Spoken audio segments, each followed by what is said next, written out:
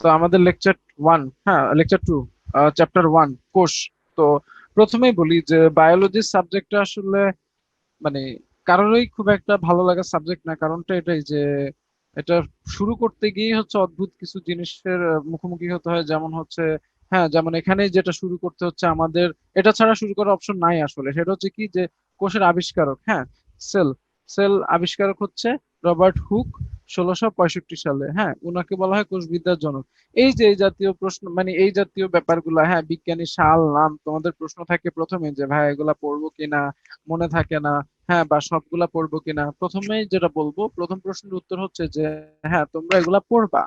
হ্যাঁ দ্বিতীয় অ্যান্সার হচ্ছে যে সবগুলা পড়বা না, সিলেক্টিভ যেগুলো আমরা বলে দেবো সেগুলাই পড়বা। আসলে গুরুত্বপূর্ণ জিনিসগুলাই আসলে বারবার ঘুরে ফিরে আসে। আর গুরুত্বপূর্ণ জিনিস এখানে তো আজকে একটা চ্যাপ্টারের অর্ধেক হচ্ছে লেকচার, তাই না? একটা লেকচারে এই চ্যাপ্টারটা শুরু থেকে নিউক্লিয়াস পর্যন্ত লেকচার। তো এইটুকু চ্যাপ্টার, এইটুকু লেকচার হচ্ছে তোমাদের যা দাগায় দিব সেটা অল্প হলো। আসলে টোটাল যখন 24টা চ্যাপ্টার মিলে এরকম অনেকগুলো ইনফরমেশন হবে, অনেকগুলো হবে, কিন্তু এজন্য যা দেখাই দেবো সেগুলাই পড়বা। হ্যাঁ শুরুটাই আমি একটু হালকা করে বলি যে তোমরা হচ্ছে যে আম, আরেকটা ব্যাপার হয়তো জিজ্ঞেস করবা যে ভাইয়া তাহলে বলে দিন কোনটা কোনটা পড়বো। তো এই যে স্লাইডটা আমি দাগাই দিচ্ছি পড়াতে পড়তে, তো এটা তোমরা পেয়ে যাবা রাতের মধ্যে ইনশাল্লাহ। সো তোমরা এটা নিয়ে টেনশন নিও না। অনেকে লিখালিখি করবা না, দরকার নাই এখনই, এখন শুধু মন দিয়ে শোনো, এটাই তোমার কাজ। সব তোমরা রেডিমেড ইনশাল্লাহ পেয়ে যাবা। তো ঠিক আছে, তাহলে আমরা শুরু করি। যে আমাদের এই যে সেল, তো প্রথমে বলতেছিলাম যে প্রবলেমটা এটা হচ্ছে কোনটা কোনটা পড়বে। এখানে শুধু একটাই পড়বো, সেটা হচ্ছে কোষবিদ্যার জনক রবার্ট হুক 1665 সালে কোষের নামকরণ এবং আবিষ্কার করেন। হ্যাঁ এখন দ্বিতীয় কথা হচ্ছে ভাই যাই পড়বো এগুলো তো মনে থাকে না। তো মনে থাকবে কিভাবে? দেখো যে প্রথমে দেখো শুরুটা কি দিয়ে, সেল, এবং সেল শুরু দন্তস, তাই না? সেল যেহেতু এটা সেল বা কোষের আবিষ্কারের সাল, সেল দন্তস, দন্তস দিয়ে মনে রাখবা। দন্তস থেকে মূর্ধন্যস 16, 16 থেকে মনে রাখবা 16, 16 এবং 16-র আরেকটা 6 এবং 5। এটা হচ্ছে সাল মনে রাখার আসলে কৌশল 1665। শুধু 16 তো কোনো সাল হবে না, অবশ্যই 1600 হবে। 1600-র পরবর্তী হচ্ছে 6, ডিজিটটাও 6, সেই 6-এর পরে এই 6-এর কাছাকাছি 5। ঠিক আছে, এটা হচ্ছে আমাদের সাল। তো যাই হোক এভাবে জোড়াতালি দিয়ে মনে রেখে ফেলবা। ঠিক আছে। সেকেন্ডলি, ওনাকে বলা হয়, রবার্ট হুককে বলা হয় কোষবিদ্যার জনক। এখন একটা ব্যাপার আছে যে তোমাদের বই কিন্তু আরেকজন হুক আছে, সেই হুকের নাম কি? Von Leeuwenhoek. Von Leeuwenhoek, ওনাকে কি বলা হয়? সে হচ্ছে আবার আরেকটা জনক। কিসের জনক? হ্যাঁ ব্যাকটেরিওলজির জনক। তাহলে ব্যাকটেরিয়ার জনক, সিম্পলি সে হচ্ছে ব্যাকটেরিয়ার জনক, যে ব্যাকটেরিয়া আবিষ্কার করছে। তো দেখো ব্যাকটেরিয়ার জন্য কোন হুক আর কোষবিদ্যার জন্য কোন হুক, এটা মনে রাখাটা একটু কঠিন না? আচ্ছা, ব্যাপারটা এরকম যে অপশনে মানে কোশ্চেন থাকতে পারে, এই কোশ্চেনটা থাকতে পারে না, অবশ্যই থাকবে যে হ্যাঁ ব্যাকটেরিয়ার জন্য একজন মানে ব্যাকটেরিওলজির জনককে, তখন অপশনে কিন্তু রবার্ট হুকও থাকবে, হ্যাঁ আবার ইয়াও থাকবে, ভন লিউয়েন হুকও থাকবে। তখন কোনটা দেখাবা? হ্যাঁ দুইটাই তো হুক, কোন হুকটা দেখাবা? তখন তখন তো ভন লিওন হুক দাগাইতে হবে, তাই না? কিন্তু প্যাচ লেগে যাবে, এই প্যাচটা দূর করবা কিভাবে? ভন থেকে মনে রাখবা, ভন থেকে বন, বনের ব থেকে মনে রাখবা ব্যাকটেরিয়া। ঠিক আছে। তাইলে যেই যার নাম শুরু ব দিয়ে, বন লিওয়েন হুক, বন লিওয়েন হুক, সে হচ্ছে ব্যাকটেরিওলজির জনক। আর বাকি যেই হুক সে হচ্ছে কোষবিদ্যার জনক। ক্লিয়ার? তাহলে এভাবে আমরা সাল এবং নামগুলা মনে রাখবো, সবগুলাই দেখাই দিব, ডোন্ট ওয়ারি। নেক্সট, নেক্সট হচ্ছে আমরা জানি এমনিতে উট পাখির ডিম সবচেয়ে বড়। আর এখানে মোস্ট ইম্পর্টেন্ট এটা, নিউরন, মোটর নিউরন, মানে নিউরন হচ্ছে সবচেয়ে লম্বা কোষ। ঠিক আছে। তো এটা অনেকভাবে মনে রাখা যায়। তো তোমাদের পরীক্ষা যখন প্রশ্ন আসে যে সবচেয়ে লম্বা কোষ কোনটি, খেয়াল করো সবচেয়ে লম্বা কোষ কোনটি। তো তোমরা অনেকেই মানে আমরা যেটা প্রচলিত ধারণা যে হ্যাঁ একটা ছেলে লম্বা হয়ে যাচ্ছে মানে বড় হয়ে যাচ্ছে, তো আমরা ভাবি লম্বা আর বড় সমার্থক শব্দ। এই প্রবলেমটা আমাদের হয়, এই এর এর অ্যাপ্লাই দেখা যায় আমাদের পরীক্ষার হলে। হ্যাঁ যখন পরীক্ষার হলে জিজ্ঞেস করা হয় লম্বা কোষ কোনটি, তোমরা ওই লম্বা মানেই বড়, লম্বা হওয়া মানে বড় হওয়া, এখান থেকে আইডিয়া থেকে দাগায় দিয়ে আসো উট পাখির ডিম। হ্যাঁ অপশনে কিন্তু উট পাখির ডিমও থাকে, নিউরনও থাকে। তো এই ভুলটা করা যাবে না। লম্বা কোষ যখন আসবে কোশ্চেনে, তখন দেখাইতে হবে নিউরন। আর বড় কোষ আসবে যখন, তখন অ্যান্সার দেখাতে হবে উট পাখির ডিম। তো এইটা মনে রাখবে কিভাবে? দেখো যে সিম্পল, নিউরন শুরু ন দিয়ে আর লম্বা শুরু ল দিয়ে। তো ন ল দুইটা হচ্ছে খুব কাছাকাছি শব্দ, তাই না? অক্ষর আর কি, বর্ণ। তো এইভাবেই মনে রাখো ল নিউরন লম্বা, আর বাকি বড়টা হচ্ছে উটপাখির ডিম। তাহলে দেখছো পড়াগুলো বোরিং না, আসলে পড়াগুলো অনেক মজার। ঠিক আছে, নেক্সট নেক্সট হচ্ছে কোষের আবিষ্কার হয়তো 1665 সালে, তাই না? কোষের জনক আবিষ্কার করে। তারপরে আরো প্রায় 200 বছর মতো, অর্থাৎ 1800 শতকের দিকে প্রায় 1860-এর মানে 30-এর দিকে, প্রায় 200 বছর পরে এই কোষ তত্ত্ব প্রদান করা হয়। এই যে কোষ নিয়ে যে তত্ত্ব, কোষ তত্ত্ব, হ্যাঁ, এই কোষ তত্ত্ব প্রদান করা হয় 200 বছরে। অর্থাৎ কোষ কি এটা সম্পর্কে সিদ্ধান্ত দিতে বিজ্ঞানীদের 200 বছর লাগছে, যেটা আমরা শিখবো আসলে কয় মিনিটে? 2 মিনিটে, হ্যাঁ। এবং সর্বশেষ মানে গ্রহণযোগ্য কোষ তত্ত্ব প্রদান করেন সোয়ান। মনে রাখো এটা তো কোষ বা সেল তত্ত্ব, তাহলে সেল তত্ত্ব দিছে দিয়ে সোয়ান, থিওডর সোয়ান। ঠিক আছে, এই যে তাহলে বিজ্ঞানীদের নামগুলো মুখস্থ হয়ে যাচ্ছে। মন দিয়ে শুধু লেকচারটা শুনতে থাকো, লেকচার শেষে তুমি অনেক কনফিডেন্স পাবা, দেখবা যে তোমার সবকিছুই মুখস্থ হয়ে গেছে ইনশাল্লাহ। এবার আসলে তাহলে আমরা দেখি যে কোষের তত্ত্ব চারটা, তাই না? এখন চারটা তত্ত্ব মুখস্থ করতে গেলেও তো প্যারা লাগে। ফার্স্ট কথা, এই কোশ্চেন কিন্তু এমসিকিউ, ঠিক আছে, বেসিক্যালি এটা এমসিকিউ। এখন এমসিকিউ সম্পর্কে আসলে হুবহু মুখস্থ না পারলেও আমাদের অবশ্যই এটা খুব ভালোভাবে আইডিয়া রাখা লাগবে, হ্যাঁ। তাহলে দেখো, আগে লিখে দিচ্ছি এটা এমসিকিউ। আসলে দাগানো সবই এমসিকিউ, তারপর এটা ভালো করে বলে দিচ্ছি এটা এমসিকিউ, ভেরি ভেরি ইম্পর্টেন্ট এই জন্য। তো এখানে আসো যে আমাদের দেখো, আমরা কোষের সঙ্গে এমনিতেই জানি জীবদেহের গাঠনিক ও কি কাজের একক, তাই না? তো এখানে একটু খেয়াল করে দেখো তো, তত্ত্বটা তাই বলছে। সংজ্ঞা যে তাই তো তত্ত্ব আসলে, তাই না? সংজ্ঞা ছোট করে লেখা, তত্ত্ব একটু বড় করে লেখা, কিন্তু জিনিসটা একই। দেখো, এই গঠন ও কাজের একক না, গঠন, সাংগঠন, শারীরবৃত্তিক, মৌলিক, বংশগতি, সকল কিছুর কি একক, সবকিছু শেষে কি লেখা আছে? একক। অর্থাৎ কোষ তত্ত্বের জিস্ট হচ্ছে কি? একক। ক্লিয়ার? তার মানে কোষতত্ত্ব মানে কোষ মানে যে কোনো কিছু, আমাদের দেহের সবকিছুর এককটাই হচ্ছে কোষ। তো এটা হচ্ছে কোষতত্ত্ব। তাহলে এমসিকিউতে যখন আসবে যে কোনটি কোষতত্ত্ব, তখন দেখবা যে একক যে শব্দটা আছে সেটাই হচ্ছে কোষতত্ত্ব, ওটাই দাগায় দিয়ে আসবে। একদম শর্টকাট বলে দিচ্ছি, ঠিক আছে? ওকে, ফাইন। আচ্ছা, আর একটা ব্যাপার সেটা হচ্ছে আমাদের এই যে কোষের ব্যাপারে, কোষ তত্ত্বের পরেই যে কথাটা চলে আসে যে কোষের সংজ্ঞা, তো সংজ্ঞা তো বলেই দিলাম। কি তত্ত্ব থেকেই মনে রাখবা, কোষ হচ্ছে কি? গঠন ও, হ্যাঁ, কাজের একক। এটা হচ্ছে কোষের সংজ্ঞা, হ্যাঁ। তাহলে কোষ তাহলে জীবদেহের গঠন ও কাজের একক কোষ, ঠিক আছে। অর্থাৎ এখন আসো, এই জীবদেহ গঠন ও কাজের একক কোষ নয়, ঠিক কাজের ভিত্তিতে কোষকে দুই ভাগ করা হয়েছে। সংজ্ঞা থেকেই খেয়াল করো, কাজের ভিত্তিতে দুই ভাগ করা হয়েছে। একটা হচ্ছে কি দেহ, আরেকটা জনন কোষ। গঠনের ভিত্তিতে দুই প্রকার, আদি কেন্দ্রিক এবং প্রকৃত কেন্দ্রিক বা প্রকৃত কোষ। আদি কোষ এবং প্রকৃত কোষ। তাইলে কোষের সংজ্ঞায় কি বলা আছে? আমাদের জীবদেহের গঠন ও কাজের এককটাই কি? কোষ। এটা হচ্ছে কোষের সংজ্ঞা। আর সংজ্ঞা থেকে আমরা পাইলাম এখন কাজের ভিত্তিতে কোষ দুই প্রকার, গঠনের ভিত্তিতে দুই প্রকার। ঠিক আছে, কাজের ভিত্তিতে হচ্ছে দেহ কোষ, জনন কোষ। দেখো এখানে লেখা আছে কাজের ভিত্তিতে। তাহলে পরীক্ষার প্রশ্ন যদি আসে, তোমরা অনেকে প্যাচ লাগাই ফেলো যখন পরীক্ষা অনেক সময় আসে যে কাজের ভিত্তিতে কোষ কয় প্রকার। অনেকে সেই কেন জানি না কোষ কয় প্রকার এটা জিজ্ঞেস করলেই তারা আদি কোষ প্রকৃত কোষ লিখে দিয়ে আসে। হ্যাঁ, আদি কোষ মানে আদি কেন্দ্রিক, প্রকৃত কোষ মানে তো সুকেন্দ্রিক, তাই না? তো আদি কোষ প্রকৃত কোষ এটা লিখে দিয়ে আসে কেন আমি জানি না।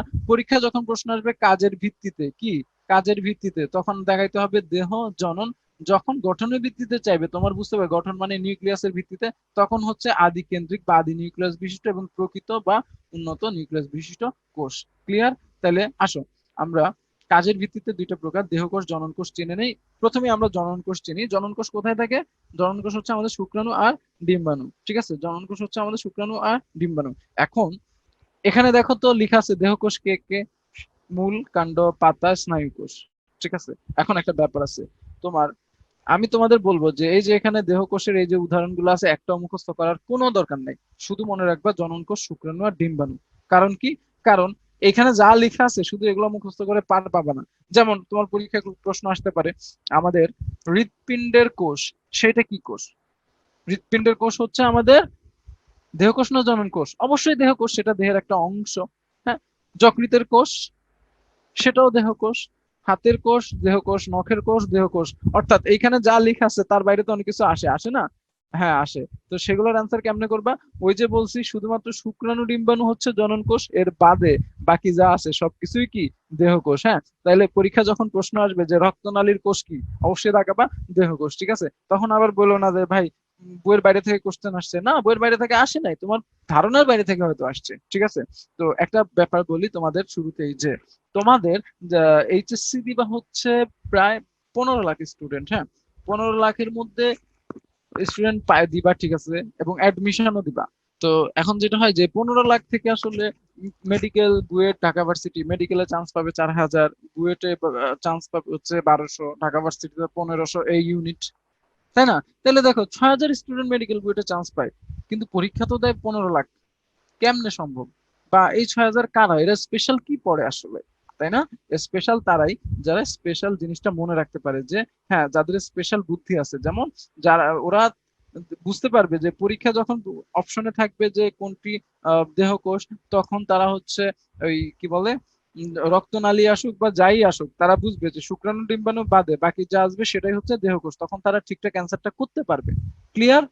এই ধারণাটা থাকতে হবে ক্লিয়ারলি। এবং এরকম কিছু জিনিস আমাদের এই চ্যাপ্টারে আছে যে বইয়ে লিখা নাই, বইয়ে ডিরেক্ট লিখা নাই, কিন্তু ওরকম প্রশ্ন পরীক্ষায় আসে, মানে বইয়ের বাইরে থেকে আসে। তোমাদের ভাষায় বললে বইয়ের বাইরে থেকে যে প্রশ্নগুলো আসে সেগুলো আমরা আজকে জানবো এগুলোর পাশাপাশি, এবং এমন ভাবে পড়বো মুখস্থ করে ফেলবো। ঠিক আছে, ওকে নেক্সট। নেক্সট হচ্ছে আমাদের দেহকোষের গঠনটা কেমন, গঠনটা একটু জেনে নেই। আচ্ছা, আহ এমনি আমরা এতক্ষণে এই ধারণা তো পাইছি দেহকোষ কি, দেহকোষ মানে কি বেশি, মানে দেহের সবকিছুই তো দেহকোষ, তাহলে সেটাই বেশি। আর জনন কোষ মানে কি কম, তাই না? তার মানে দেহকোষ যেহেতু সংখ্যায় বেশি, তাহলে তার ক্রোমোজোম সংখ্যাও কি দ্বিগুণ বা 2n। আর জনন কোষ যেহেতু সংখ্যায় কম, তাহলে তার ক্রোমোজোম সংখ্যাও কি কম। মনে থাকবে ক্রোমোজোম হচ্ছে n। ঠিক আছে, জনন কোষের সবই কম, ক্রোমোজোমও কম, আর দেহকোষের সব বেশি। এরা এরা সবকিছুই বেশি, সংখ্যাও বেশি, ক্রোমোজোম সংখ্যাও কি বেশি, 2n।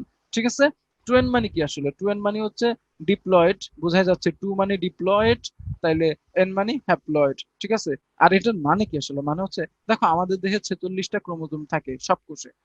এই প্রশ্নটা এভাবে আসতে পারে যে তোমার হাতের কোষে কয়টা ক্রোমোজোম থাকে? 46টা। শুক্রাণু ডিম্বাণুতে 46-এর অর্ধেক কত? 23টা। এটার মানেই এটা যে এন। তাহলে এখানে যদি 46 থাকে, বা তাহলে এখানে থাকবে কি অর্ধেক, জনন কোষে থাকবে এর চেয়ে কম, তার মানে 46-এর অর্ধেক কত? 23। এটাই হচ্ছে 2n আর n এর পার্থক্য। ঠিক আছে, অর্থাৎ জনন কোষে 23 থাকলে বা এন সংখ্যক কোষ থাকলে দেহকোষের দ্বিগুণ 2n, অর্থাৎ 46টা ক্রোমোজোম থাকবে। হ্যাঁ, এরকম প্রশ্ন এভাবেও আসতে পারে যে তোমার হচ্ছে আহ যেমন শুক্রাণুতে যদি 23টা ক্রোমোজোম হয়, রক্তনালীতে ক্রোমোজোম সংখ্যা কতটি? প্রশ্নটা একটু আনকমন না? এগুলাই আসে। ঠিক আছে, ওকে ফাইন। নেক্সট। এবার আর আমরা তো জানি নিউক্লিয়াসের ভিত্তিতে আসলে দুই প্রকার, হ্যাঁ, আদিকোষ এবং প্রকৃত কোষ, তাই না? আদিকোষ, প্রকৃত কোষ। তো আদিকোষ নিউক্লিয়াসের ভিত্তিতে যেহেতু আদিকোষ নিউক্লিয়াস আসলে কি ধরনের? আদি ধরনের, মানে সুগঠিত নিউক্লিয়াস নাই, নিউক্লিয়ার মেমব্রেন নাই। হ্যাঁ, আর প্রকৃত কোষে সব আছে। হ্যাঁ, এটা সব উন্নত, এটা আলাদা করে পড়ার কিছু নাই। তা আদিকোষের ডিএনএটাও একটু অন্যরকম, বৃত্তাকার, আর প্রকৃত কোষের ডিএনএ সূত্রাকার। এটা মুখস্থ করে ফেলবা। ঠিক আছে, এখানে আর কিছু না। এখন আদিকোষ যেহেতু আদি ধরনের, এটাতে কিন্তু নাই, নাই জিনিসটাই বেশি হবে। তো শুধু রাইবোজোম আছে, আর কিছু নাই। কিন্তু প্রকৃত কোষে দেখো আছে, ব্যাপারটা আছে না? তো প্রকৃত কোষে সবই আছে, অর্থাৎ কি প্রকৃত কোষে রাইবোজোম সহ অন্যান্য অঙ্গাণুও আছে। অন্যান্য অঙ্গাণু বলতে কাদেরকে বোঝাচ্ছে? মাইটোকন্ড্রিয়া, গলগি বস্তু, এদেরকে বোঝানো হচ্ছে। ঠিক আছে, আর এখন আসো আদি কোষের রাইবোজোম, যেহেতু আদি মডেল। চিন্তা করো যে আইফোনের কথা যদি চিন্তা করো, আইফোনের লেটেস্ট মডেল কত? আইফোন 10 যদি লেটেস্ট মডেল হয়, তাহলে আগের মডেলটা কত? 8, মানে কম গুলা। ঠিক তেমনি আদিকোষ যেহেতু আগের মডেল, তার রাইবোজোমটা হচ্ছে 70, আর প্রকৃত কোষের রাইবোজোমটা হচ্ছে 80s। ঠিক আছে, বাস। আর আদিকোষের কোষ বিভাজন আদি প্রক্রিয়া, অর্থাৎ অ্যামাইটোসিস। প্রকৃত কোষের কোষ বিভাজন উন্নত প্রক্রিয়ায়, অর্থাৎ মাইটোসিস, মিওসিস। প্রকৃত কোষের শ্বসন হবে সবাত শ্বসন। সবাত শ্বসন মানে কি? উন্নত শ্বসন বা অক্সিজেনের সাহায্যে শ্বসন। অবাত শ্বসন মানে কি? অনুন্নত শ্বসন বা অক্সিজেন ছাড়া শ্বসন, অক্সিজেন ছাড়া শ্বসন। ঠিক আছে, আলটিমেটলি প্রকৃত কোষের সব উন্নত ঘটনাগুলো ঘটবে, একবার দেখলেই মুখস্থ হয়ে যাবে। ঠিক আছে, উন্নত ঘটনাগুলো। আর আদি কোষে সব অনুন্নত ঘটনা। নেক্সট। নেক্সট হচ্ছে আমাদের আদর্শ উদ্ভিদ কোষের বর্ণনা। তো প্রথমেই আচ্ছা একটা উদ্ভিদ কোষের ব্যাপারে বলি তোমাদের। হ্যাঁ, আমরা উদ্ভিদকে বাইরে থেকে দেখতে কেমন লাগে? জড় বস্তুর ন্যায় দেখা যায় না? হুম। তাহলে উদ্ভিদ বাইরে থেকে দেখতে কেমন? জড় বস্তু নয়। কেন? এই যে উদ্ভিদ এক জায়গায় দাঁড়িয়ে আছে, তো 100 বছর এক জায়গায় দাঁড়ায় থাকবে, তাই না? এটা দেখতে জড় বস্তুর মতো। তার মানে এটা থেকেই মনে রাখবা যে উদ্ভিদকে বাইরে থেকে দেখতে জড় বস্তুর মতো লাগে, এই জন্য এর সবার বাইরে জড় কোষ প্রাচীর থাকে। কিন্তু ভেতরে ভেতরে তার কি আছে? প্রাণ আছে, অর্থাৎ ভেতরে সজীব বস্তু আছে। কোষস্থ মানে কি? ভেতরে। তাহলে জড় বস্তুটা কোথায়? বা- হ্যাঁ, জড় বস্তুটা হচ্ছে কোষ প্রাচীর, সেটা কোথায়? বাইরে। জড় বস্তুগুলো সব বাইরে, ঠিক আছে? এটা মনে রাখলে হবে। তাহলে আমরা এবার এটা কিভাবে মনে রাখবো? যে উদ্ভিদকে বাইরে থেকে দেখতে মনে হয় যে নির্জীব, তাই না? জড় বস্তু, দেখো কত সুন্দর একটা ব্যাপার, মজার ব্যাপার, তাই না? তাহলে বাইরে থেকে দেখতে নির্জীব লাগে, এবং তাইলে এর বাইরে থেকে কি দিয়ে ধরি? জড় কোষ প্রাচীর দিয়ে তৈরি। হ্যাঁ, আর ভেতরে সব সজীব বস্তু, ঠিক আছে? এখন আসো জড় বস্তু আর কি আছে? যেমন জড় বস্তু এখানে বর্জ্য পদার্থ, নিশ্চিত পদার্থ, সঞ্চিত পদার্থ। বর্জ্য পদার্থ কি? এই যে দেখো নামগুলো একবার জাস্ট দেখে নাও। রেজিন, ট্যানিন, গাম, ল্যাটেক্স, এই জৈব যৌগগুলা, ঠিক আছে? এগুলো বর্জ্য পদার্থ, নিশ্চিত পদার্থ। এখন এগুলা কিভাবে পাওয়া যায়? যেমন আমি নেকটারটা তোমাদের বলি, নেকটার হচ্ছে মধু, ঠিক আছে? আর এনজাইম হচ্ছে ক্রিয়া বিক্রিয়ার জন্য থাকে, পিগমেন্ট থাকে মানে রঞ্জক থাকে, ঠিক আছে? শর্করা, আমিষ, স্নেহ সবই থাকে। জড় বস্তু, এগুলো তো প্রাণ নাই, নাম শুনলে বোঝা যাচ্ছে, তাই না? এগুলা জাস্ট যৌগের নাম, এগুলো আলাদা করে মুখস্থ করা কিছু নাই, নাম শুনলে বুঝবা। এই তো এরপরে হচ্ছে আমাদের সজীব বস্তুগুলা দেখো, এটাই ইম্পর্টেন্ট। সজীব বস্তুগুলা কি? সজীব বস্তুগুলা হচ্ছে যেগুলা ভেতরে প্রাণকে ধরে রাখে, অর্থাৎ জড় বস্তু বাদ দিয়ে ভেতরে যা আছে সবকিছুই কি? সজীব, ঠিক আছে? ওকে, ফাইন। এখন সজীব বস্তু গুলাকে এক নামে প্রোটোপ্লাজমে ডাকা হয়। তার মানে ভেতরে প্রাণ যে অংশ, প্রাণ থেকে মনে রাখবা প্রোটোপ্লাজম। শোনো একটা জিনিস, যে উদ্ভিদের সজীব বা প্রাণ যে অংশটা, সেটাকে বলা হয় কি? প্রোটোপ্লাজম। পরফলাকার প্রাণ, পরফলাতে প্রোটোপ্লাজম, মনে থাকবে। পরফলা প্রাণ, পরফলা প্রোটোপ্লাজম। তাহলে মুখস্থ হয়ে গেল আমাদের। তাহলে উদ্ভিদের প্রাণের অংশ কোনটা? প্রোটোপ্লাজম, ঠিক আছে? এখন দেখো এখানে, এই যে এখানে চিত্রে দেখো, সেল ওয়াল বা জড়কোষ প্রাচীর, এটা হচ্ছে সবার বাইরের অংশটা, যেটা নির্জীব। এটা হচ্ছে কি? নির্জীব। যেহেতু তোমরা স্লাইডটা পাবা, আমি লিখে দিচ্ছি। এটা হচ্ছে নির্জীব বা প্রাণহীন বা জড়, ঠিক আছে? আর ভেতরে যা আছে, ভেতরে যা মানে কি? খেয়াল করো, এই যে কোষ প্রাচীর সরানোর পর, এই যে কোষ প্রাচীর, এটার পর ভেতরে কি আছে দেখো তো? সেল মেমব্রেন মানে কি? কোষ ঝিল্লি। এই যে কোষ ঝিল্লিটা দেখতে পাচ্ছ না? হ্যাঁ। তাহলে এই যে কোষ ঝিল্লিটা আছে, কোষ ঝিল্লি, তারপরে ভেতরের পুরো সাইটোপ্লাজম, ভেতরের পুরো কি? সাইটোপ্লাজম, আর কি? নিউক্লিয়াস, অর্থাৎ এই যে নিউক্লিয়াস, অর্থাৎ আবার বলতেছি, কোষ, এই যে এটা হচ্ছে আমাদের কি? কোষ ঝিল্লি। এই যে এটা, হ্যাঁ, সেল মেমব্রেন বা কোষ ঝিল্লি। তাহলে এই যে কোষ ঝিল্লি, তারপরে ভেতরের এই যে পুরো সাইটোপ্লাজম, পুরো সাইটোপ্লাজম, এই প্রান্ত থেকে ওই প্রান্ত পুরো সাইটোপ্লাজম, মাঝে কি আছে? আবার নিউক্লিয়াস, অর্থাৎ কোষ ঝিল্লি প্লাস সাইটোপ্লাজম প্লাস নিউক্লিয়াস, সব এই তিনটা মিলে একসাথে হচ্ছে কি? সজীব বা প্রাণ অংশ বা প্রোটোপ্লাজম। তিনটা মিলে একসাথে হচ্ছে প্রোটোপ্লাজম, ঠিক আছে? তাহলে এখানে এই ছকটা দেখলে এখন বোঝা যাচ্ছে। ওকে, ফাইন। এখন একটা ব্যাপার কি, যে তোমাদের যেটা প্রবলেম, প্রোটোপ্লাজম আর সাইটোপ্লাজম আর সাইটোসল, এই তিনটার মধ্যে পার্থক্য তোমরা করতে পারো না। তোমাদের যদি জিজ্ঞেস করা হয় প্রোটোপ্লাজম কি, তোমরা বলো যে ভেতরের তরল অংশটাই প্রোটোপ্লাজম, অনেকের ধারণা। বা সাইটোপ্লাজম কি, ভেতরের তরলটা হচ্ছে সাইটোপ্লাজম। সাইটোসল কি, ভেতরের তরলটা সাইটোসল। এটা নিয়ে তোমাদের একটা কনফিউশন কাজ করে, আসো সেই কনফিউশন আমরা ক্লিয়ার করি। প্রথমে আসো যে এখানে তরলটা আসলে কি নামে ডাকা হয়, এটাই চিনতে হবে, তাই না? আমাদের তরলটা কি প্রোটোপ্লাজম না সাইটোপ্লাজম না সাইটোসল? হুম। এখানে তরলটা নামের সাথে মিল আছে, কিন্তু দেখো তরল শব্দটার সাথে কার মিল সবচেয়ে বেশি বলো তো? তরল, তরল, তরল, সাইটোসল। এই সাইটোপ্লাজম, প্রোটোপ্লাজম শব্দটার সাথে মিল নাই, কিন্তু এই যে অন্ত মিল আর কি, শেষের মিলটা। তরল সাইটোসল, তরল সাইটোসল। তার মানে কোষের ভেতরের যেই তরল, অর্থাৎ এই যে তরল অংশটা, হুম, এই যে তরল, এই যে কোষের ভেতর জুড়ে যে তরলটা আছে, ঠিক আছে? এই যে তরল অংশটা, এই তরলটাই হচ্ছে কি? সাইটোসল। এই তরলটা হচ্ছে সাইটোসল, তরল সাইটোসল। আশা করি ক্লিয়ার হয়েছে, তরল সাইটোসল, ঠিক আছে? তাইলে তোমাদের পরবর্তী প্রশ্ন থাকবে, তাইলে ভাই সাইটোপ্লাজম কোনটা?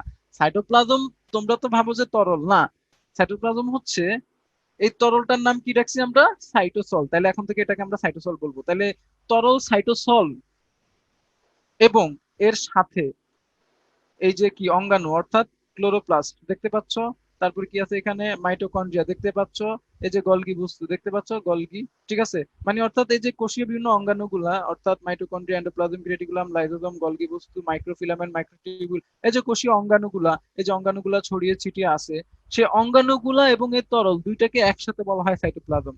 অর্থাৎ chloroplast mitochondria, chloroplast mitochondria plus কি এই তরল, দুইটাকে একসাথে সাইটোপ্লাজম বলা হয়। শুধু তরলটা সাইটোপ্লাজম নয়, শুধু তরলটা সাইটোপ্লাজম নয়, সাইটোপ্লাজম হওয়ার জন্য তার তরলের সাথে কি লাগবে, অঙ্গাণুগুলার সমন্বয় লাগবে। ক্লিয়ার? বাস, তাইলে আমরা জানলাম সাইটোপ্লাজম মানে কি শুধু তরল না, তরলটা না, তরলটা হচ্ছে সাইটোসল।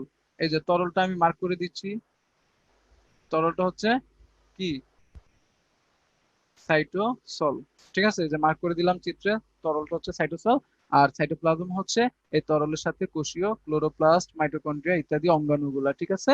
ব্যাস, আর হচ্ছে এখানে আমাদের জানতে হবে নিউক্লিয়াস। হ্যাঁ, এই যে নিউক্লিয়াসটা আলাদা স্বতন্ত্র জিনিস, তার চারটা অংশের নাম নিউক্লিয়ার মেমব্রেন, প্লাজম, নিউক্লিওলাস আর ক্রোমোজোম, ঠিক আছে, এই চারটা অংশ।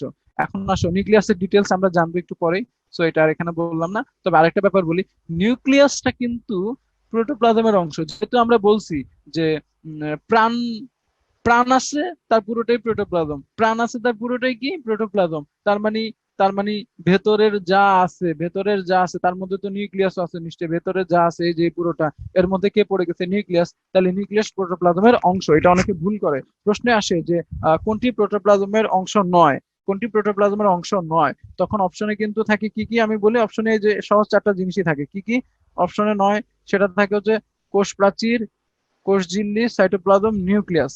কোনটি নিউক্লিয়াস, কোনটি প্রোটোপ্লাজমের অংশ নয়? অনেকে কেন জানি নিউক্লিয়াসটা দাগায় দিয়ে আসছে যে প্রোটোপ্লাজমের অংশ নয়, কারণ তারা ভাবে প্রোটোপ্লাজম তো তরল কিছু একটা হবে, তরলের সাথে সাইটোপ্লাজমের সম্পর্ক আছে, কোষঝিল্লির সম্পর্ক আছে, কোষঝিল্লি থাকলে কোষ প্রাচীরেরও সম্পর্ক আছে, তার মানে কার সম্পর্ক নাই, নিউক্লিয়াসের সম্পর্ক নাই। এই ভুলটা অনেকেই করে, এটা আসছে আমি অনেক দেখছি।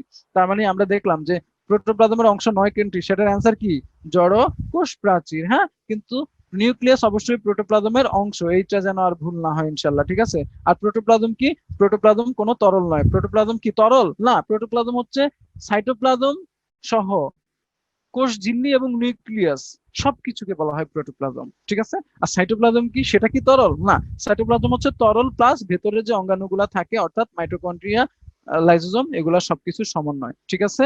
ওকে, নেক্সট।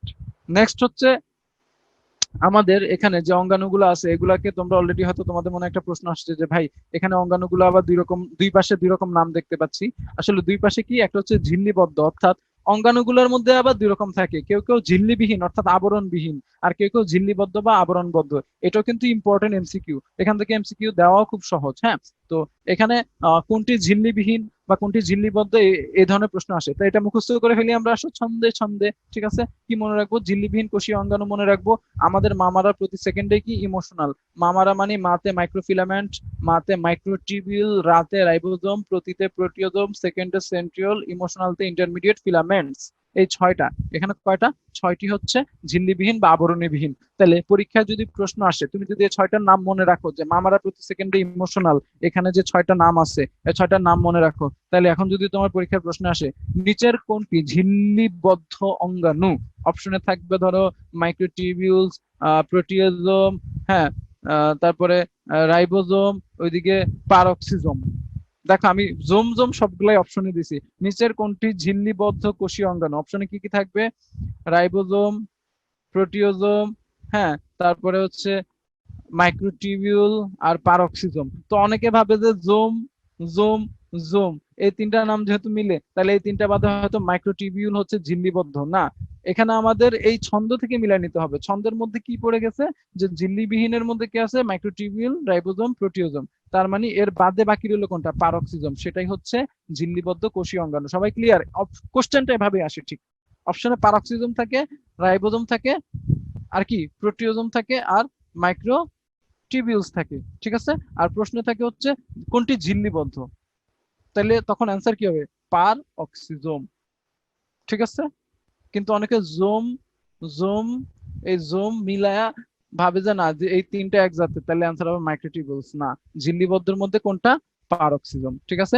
তো এভাবে ঝিল্লিবদ্ধ গুলোর নাম একবার জাস্ট দেখে নিবা, এটার জন্য এই ছন্দটা কাজে লাগাইতে পারো, কিন্তু আমার মনে হয় ছন্দে একটা হলেই যথেষ্ট।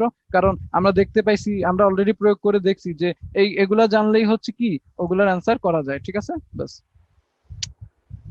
পোল 1 নম্বর পোলটা দিয়ে দেন, নিচের কোন জীবে আদিকোষ থাকে?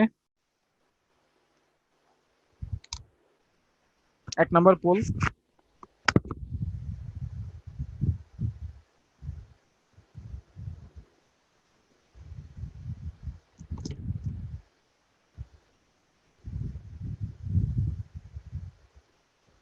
ভাই 1 নম্বর পোল, পোল 1,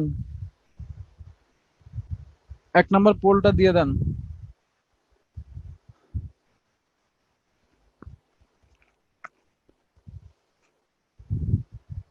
ভাই শুনতে পাচ্ছেন?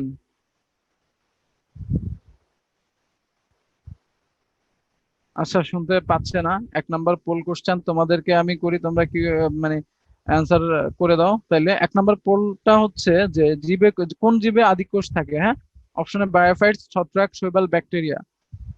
হ্যাঁ, তোমরা হচ্ছে সবাই মোটামুটি সঠিক অ্যান্সার দিছো, আমি জানি সবাই এটা পারো। আদিকোষ হচ্ছে কে? ব্যাকটেরিয়া। আদিকোষকে ব্যাকটেরিয়া। আদি মানে কি? আদিকোষ মানে ব্যাক ডেটেড। হ্যাঁ, ব্যাক ডেটেড, তাই না? আদি মানে ব্যাক ডেটেড, তাহলে আদি মানে ব্যাক, ব্যাক থেকে ব্যাকটেরিয়া। দেখো কত সহজ, সবকিছু এরকম মজা করে মুখস্থ করা যায়। তো তোমরা কি মনে হয় ক্লাস করে যে বায়োলজি কি এর কঠিন আছে? না, সহজ এবং মজার। এটা হচ্ছে আমাদের উদ্ভিদের জড়কোষ প্রাচীরের গঠনটা। তো আসো, জড়কোষ প্রাচীরের গঠনটা আমরা দেখি। এটা হচ্ছে উদ্ভিদের জড়কোষ প্রাচীর। উপরে হেডিং দেওয়া আছে, এখন হয়তো দেখতে পাচ্ছ না, উপরেরটুকু দেখার দরকার নেই, আমি লিখে দিতে যাচ্ছি। জড় কোষ প্রাচীর, উদ্ভিদের জড়কোষ প্রাচীর। হ্যাঁ, জড়কোষ প্রাচীরে কয়টা স্তর দেখো? জড়কোষ প্রাচীরে 3টা স্তর, তাই না? কি কি আমরা এটা জানি।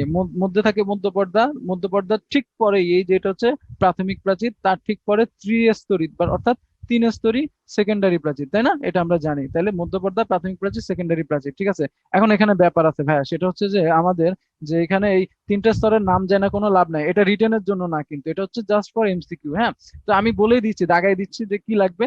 প্রশ্ন থাকবে, দেখো প্রশ্ন করি, প্রশ্ন থাকবে হচ্ছে যে মধ্য পর্দায় কোনটি থাকে? অপশন হচ্ছে পেকটিক অ্যাসিড, গ্লাইকোপ্রোটিন, লিগনিন এবং কাইটিন। হুম, তাইলে এখানে কি কোনটি থাকে? এখানে হচ্ছে আমরা জানবো, এখানে হচ্ছে মধ্য পর্দায় থাকে হচ্ছে কোনটি? Pectic acid. যারা একটু চালাক, আমি দেখতে চাইছি কারা এটা একটু চোখ বুলাইছো। তো তার মানে পেকটিক অ্যাসিড। ঠিক আছে, তাহলে মধ্য পর্দায় থাকে পেকটিক অ্যাসিড। তো এখন আসো, আমরা এটা, এখানে একটু প্যাচ আছে না, দেখছো না? টপিক্সটা তার মানে কি এমসিকিউর জন্য খুবই কঠিন, কারণ নামগুলাই কঠিন। কি পেকটিক অ্যাসিড, কি লিগনিন, কি গ্লাইকোপ্রোটিন, কি কাইটিন, কোনটা কোথায় থাকে, কেমনে মনে রাখবো? দেখো, মধ্য পর্দার প দিয়ে মনে রাখবা পেকটিক অ্যাসিড, মুখস্থ হলো। মধ্যপর্দার প দিয়ে কি? Pectic acid. এখন তোমাদের প্রশ্ন আসতে পারে যে ভাই প্রাথমিক প্রাচীরে তো 2বার প আছে, তাইলে এটা কি করব?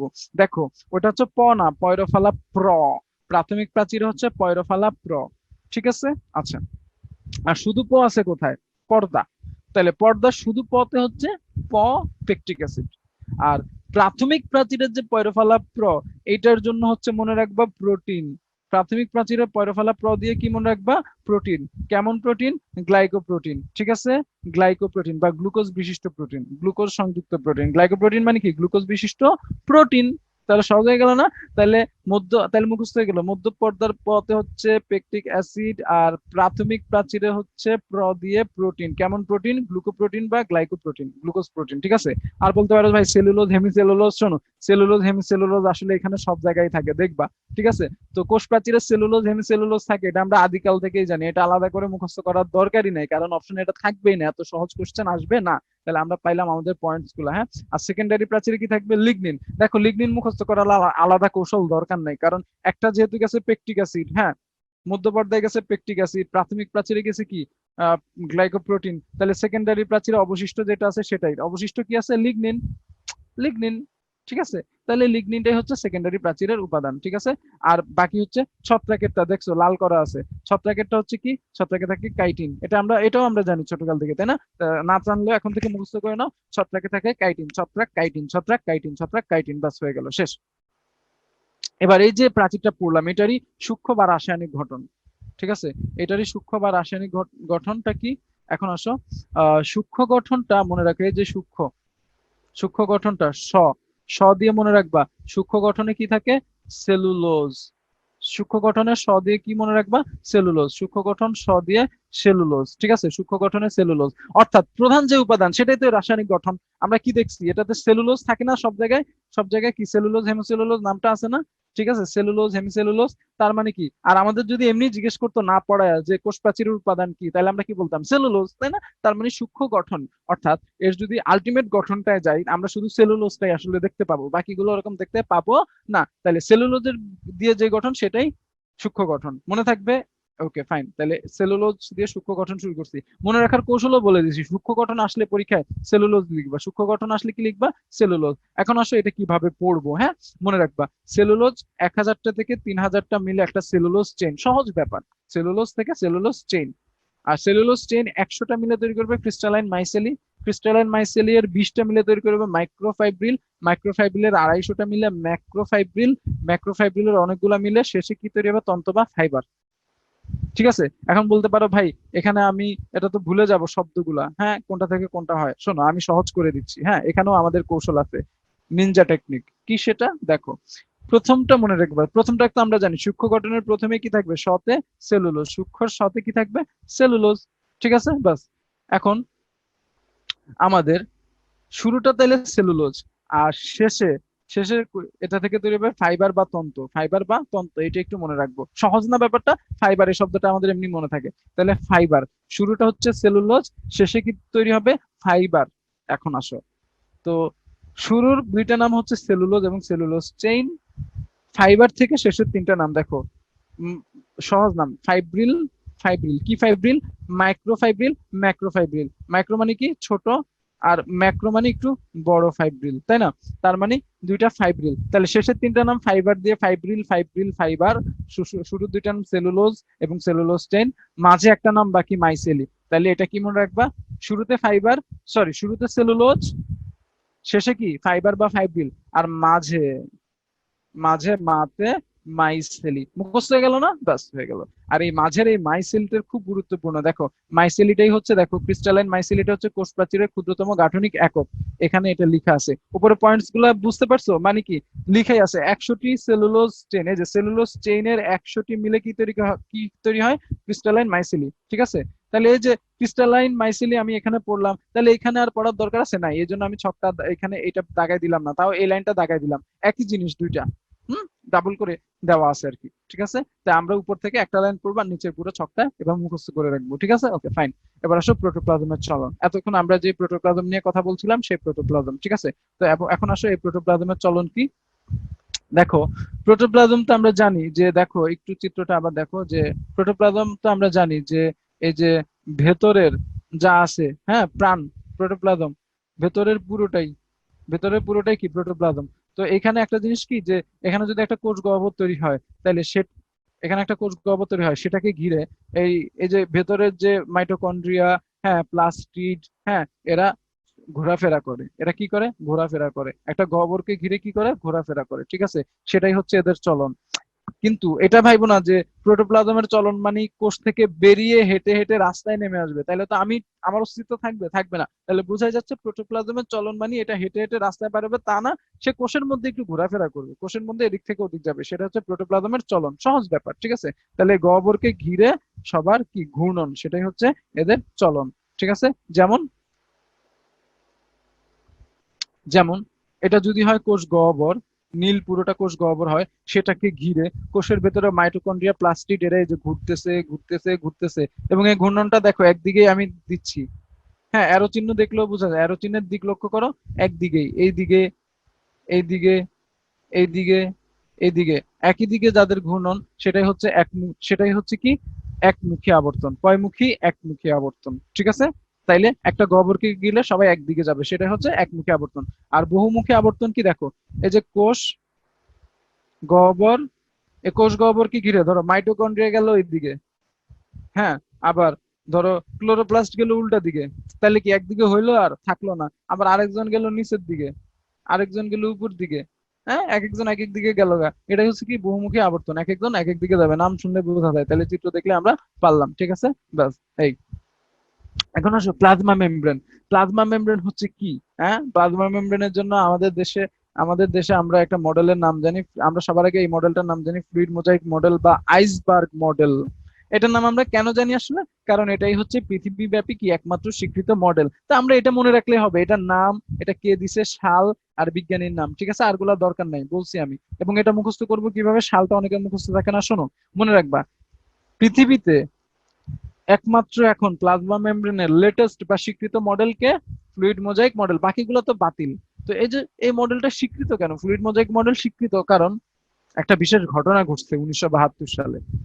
1972 সালে পৃথিবীর বুকে নতুন মানচিত্র করে জায়গা নাকি বাংলাদেশ। 71-এর শেষেই তো, 16ই ডিসেম্বর তো, ওই 72 সালে ধরো। তাহলে 1971-এর পর অর্থাৎ 1972 সালে পৃথিবীর বুকে বাংলাদেশের মানচিত্র স্থান পায় এবং পৃথিবীব্যাপী স্বীকৃতি পায় কে? বাংলাদেশ। সেই খুশিতে কাকে বাংলাদেশের স্বীকৃতি স্বরূপ আরেকজন স্বীকৃতি পায়, কে সেটা? Fluid mosaic model. অর্থাৎ বাংলাদেশের যখন থেকে স্বীকৃতি, তখন থেকে পৃথিবীর বুকে স্থান করে নেয় ফ্লুইড মোজাইক মডেল। ঘটনা কিন্তু এটা নয়, মনে রাখার জন্য বললাম আর কি, হ্যাঁ। আচ্ছা, যাই হোক, এখন ব্যাপার হচ্ছে যে আর এই স্বীকৃতিটা পাওয়ার জন্য বিজ্ঞানীর নামেরও একটা ভূমিকা আছে। ওর নামটা এত সুন্দর, আসলে স্বীকৃতি না দিয়ে পারলো না। নামটা কি? গায়ক। নামটা কি? গায়ক মানে কি? সিঙ্গার। তাহলে মনে থাকবে। তাহলে প্লাজমা মেমব্রেনের ফ্লুইড মোজাইক মডেল স্বীকৃত কত সালে? 72 সালে, যখন থেকে বাংলাদেশ স্বীকৃত সেই সাল থেকে। আর এটা স্বীকৃতি পাওয়ার কারণ কি? বিজ্ঞানীর নামটাই আসলে এত সুন্দর, স্বীকৃতি না দিয়ে পারলো না। নাম কি? সিঙ্গার বা গায়ক। ওকে, নেক্সট। এই যে প্লাজমা মেমব্রেন মডেল, যেহেতু, শোন একটা ব্যাপার, এটা যেহেতু একটা স্বীকৃত মডেল, এর গঠনটা হুবহু মনে রাখতে হবে, ঠিক আছে? এর গঠনটা হুবহু মনে রাখবো কিভাবে? দেখো, প্লাজমা মডেল, ফ্লুইড মোজাইক মডেলের গঠনটা মনে রাখবো যে ফাঁসিয়ে, দেখো আগে জিনিসটা কি, কই গেলি রে মডেল। এখন এখন বলতে পারো যে ভাই এত ছন্দ শিখলে মনে রাখবো কেমন? শোনো, এই মনে রাখার মতো করেই বলবো, ডোন্ট ওয়ারি। আমি ছন্দ বলি, সাথে গল্প বলি। গল্পটা কি? দেখো একটা জিনিস, যে এই যে ফ্লুইড মোজাইক মডেলটা, এটা যে 1972 সালে, হ্যাঁ, স্বীকৃতি পাইলো। স্বীকৃতি পাওয়ার পর কি হলো? স্বীকৃতি পাওয়ার পর সে আসলে, মডেল তো মডেলের জায়গায় রয়েছে, আর অবস্থা খারাপ হয়েছে কাদের? আমাদের। কারণ এটা আমাদের শিখতে হচ্ছে, পড়তে হচ্ছে। তার মানে মডেলটা স্বীকৃতি পেয়ে আমাদের কি গেল? ফাঁসিয়ে গেল, ঠিক আছে? এটাই তাহলে, ফাঁসিয়ে কই গেলি রে মডেল। হ্যাঁ, 72 সালে তুই স্বীকৃতি পাইলি, আর আমরা এখনো 2020 সালে এটা পড়তেছি। কি রে ভাই, এই কেমন আজব ব্যাপার স্যাপার। যাই হোক, আজব হইলেও পড়তে হবে। তাহলে আজব জিনিসকে সত্যিতে রূপান্তরিত করে তোমাদের আদনান ভাইয়া, ডোন্ট ওয়ারি। এখন আসলে আমরা এটা পড়ি। ফাঁসিয়ে মানে কি? ফসফোলিপিড। ফাঁসিয়েতে মনে রাখবা, ফসফোলিপিড। হ্যাঁ। আর কইতে, কই দিয়ে, কই দিয়ে, সরি, কই দিয়ে কি মনে রাখবা? কোলেস্টেরল। আর গেলিতে গ্লাইকো ক্যালিক্স। আর মডেলের মতে মেমব্রেন প্রোটিন। লিখার দরকার নেই, এটা তোমরা স্লাইড পেয়ে যাবে, অবশ্যই পাবা, ঠিক আছে? সো ডোন্ট ওয়ারি, তোমাদের স্লাইডটা আমি পাঠিয়ে দেবো। এখন আসো নেক্সট।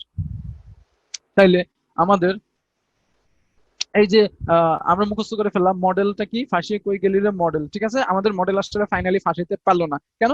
আমরা এখন এটাকে পারি। কেন পারি? আদনান ভাই আছে, কি শিখেছে? ফাঁসিয়েতে ফসফোলিপিড, কইতে কোলেস্টেরল, গেলিতে গ্লাইকোক্যালিক্স, আর মডেলতে মেতে মেমব্রেন প্রোটিন। একটু জিনিসগুলো দেখে নেই। এই যে এই হচ্ছে আমাদের সেই ফসফোলিপিড, হ্যাঁ, সুন্দর, হ্যাঁ। আচ্ছা, আর এই হচ্ছে কোলেস্টেরল। তাহলে ফসফোলিপিডটা আমি দাগ দিয়ে দিই এই চিত্রে। এই যে ফসফোলিপিড, এটা হচ্ছে ফসফোলিপিড। আর বাকিগুলো তো দাগানো আছে, এই যে কোলেস্টেরল, হ্যাঁ। এই যে গ্লাইকো লিপিডটাই হচ্ছে গ্লাইকোক্যালিক্স। আর এই যে প্রোটিন গুলা, নীল নীল প্রোটিন, ঠিক আছে? এগুলো হচ্ছে মেমব্রেন প্রোটিন। নেক্সট, এটা হচ্ছে কাজ, কোষ ঝিল্লির কাজ, ঠিক আছে? তো কোষ ঝিল্লির কাজ কি, এটা আসলে মুখস্থ করার জন্য কিছু লাগে না। দেখো, একটা কোষ ঝিল্লি, এই যে একটা কোষ ঝিল্লি, তো এটাই নাকি কোষের আবরণ, তাই না? একটা দেয়ালের যা যা কাজ, এগুলাই তো এর কাজ হবে। হ্যাঁ, ভেতরে সব বস্তুকে কি রাখবে? ঘিরে রাখবে। আসে না এগুলো, এত সহজ কাজ আসে না। প্রতিকূল অবস্থা থেকে রক্ষা করবে, এটা মাঝে মাঝে আসে, তাও খুব একটা ইম্পর্টেন্ট না। হ্যাঁ, তারপরে এখানে আর কিছু নাই। ফ্যাগোসাইটোসিস ও পিনোসাইটোসিস করে, এটা একটু ইম্পর্টেন্ট। অর্থাৎ ফ্যাগোসাইটোসিস মানে হচ্ছে, দেখো, ফ্যাগোসাইটোসিস মানে হচ্ছে জীবাণু ভক্ষণ। আর পিনোসাইটোসিস, দেখো, পিনো থেকে মনে রাখবা পান, পানি। পিনো থেকে মনে রাখবা, পানি থেকে মানে কি, তরল, তরল ভক্ষণ। তাহলে দুইটা সাইটোসিস মানে কি, ভক্ষণ। কিভাবে শোনো, একটা জিনিস চিন্তা করো যে আমাদের যদি একটা জীবাণুকে, ক্ষতিকর জীবাণুকে, হ্যাঁ আমাদের যে সৈনিক আছে, ধরো শ্বেতকণিকা, শ্বেতকণিকা এটা হচ্ছে জীবাণু। তো জীবাণুটাকে যদি শ্বেত রক্তকণিকা ভক্ষণ করে নষ্ট করতে হয়, তার মানে কি, জীবাণুটাকে শ্বেতকণিকার ভেতর ঢুকে যেতে হবে, মানে ঢুকাই ফেলবে। তাহলে এই যে মনে করো, এখন আসে আমরা চিত্রটা দেখি, এই যে এই শ্বেতকণিকা রেডি, জীবাণুটাকে এই যে কোষের ভেতর প্রায় ঢুকাই ফেলছে, ঠিক আছে। তাইলে এখন একটা জিনিস কল্পনা করো তো, এই জীবাণুটা যদি কোষের ভেতর আসলে ঢুকতে হয়, হুম, জীবাণুটা এই যে ভেতরে জীবাণুটা, জীবাণুটা কোষের ভেতর ঢুকতে হয়, তাহলে কার সহায়তা ছাড়া ঢুকতে পারবে না বলো তো? অবশ্যই কোষের এই ঝিল্লি বা আবরণ, এই আবরণ যদি সহায়তা না করে, তাহলে এই শ্বেত রক্ত কণিকাটা কি এই জীবাণুটাকে ভেতরে ঢুকাইতে পারবে? পারবে না। তার মানে বুঝতেই পারতেছি আমাদের ফ্যাগোসাইটোসিস বা জীবাণু ভক্ষণ প্রক্রিয়া কোষ ঝিল্লির অবদান আছে। ঠিক আছে, ঠিক তেমনি এটা যদি, এই জিনিসটাকে যদি এখন তুমি ভাবো, তরল বিন্দু ভাবো বা তরল পদার্থ ভাবো, আমাদের কোষের যদি তরল পদার্থ লাগে, সে সেটা কি করবে? পান করবে। হুম, তরল পান করবে। তো তরলও যদি ভেতরে ঢুকে, কাকে ভেদ করে ঢুকতে হবে? কোষ ঝিল্লি। তাহলে সেখানেও তার অবদান আছে, কমন ব্যাপার। তাহলে যে জিনিসগুলো কমন এগুলাই, ঠিক আছে। কোষ ঝিল্লির কাজ মানে কি, আসা যাওয়া, রক্ষা দান, সবকিছু কোষ ঝিল্লির কাজ। সেকেন্ড পোল, ভাই দ্বিতীয় পোলটা দেন। কোথায় আপনি?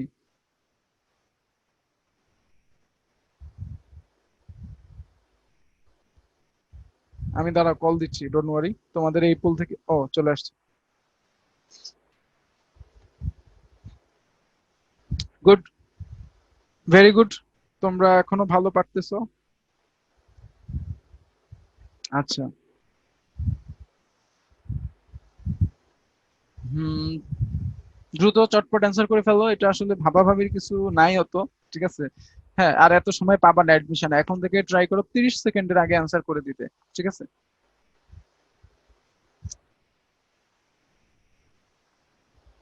দ্রুত, ফাস্ট অ্যান্সার করে ফেলো।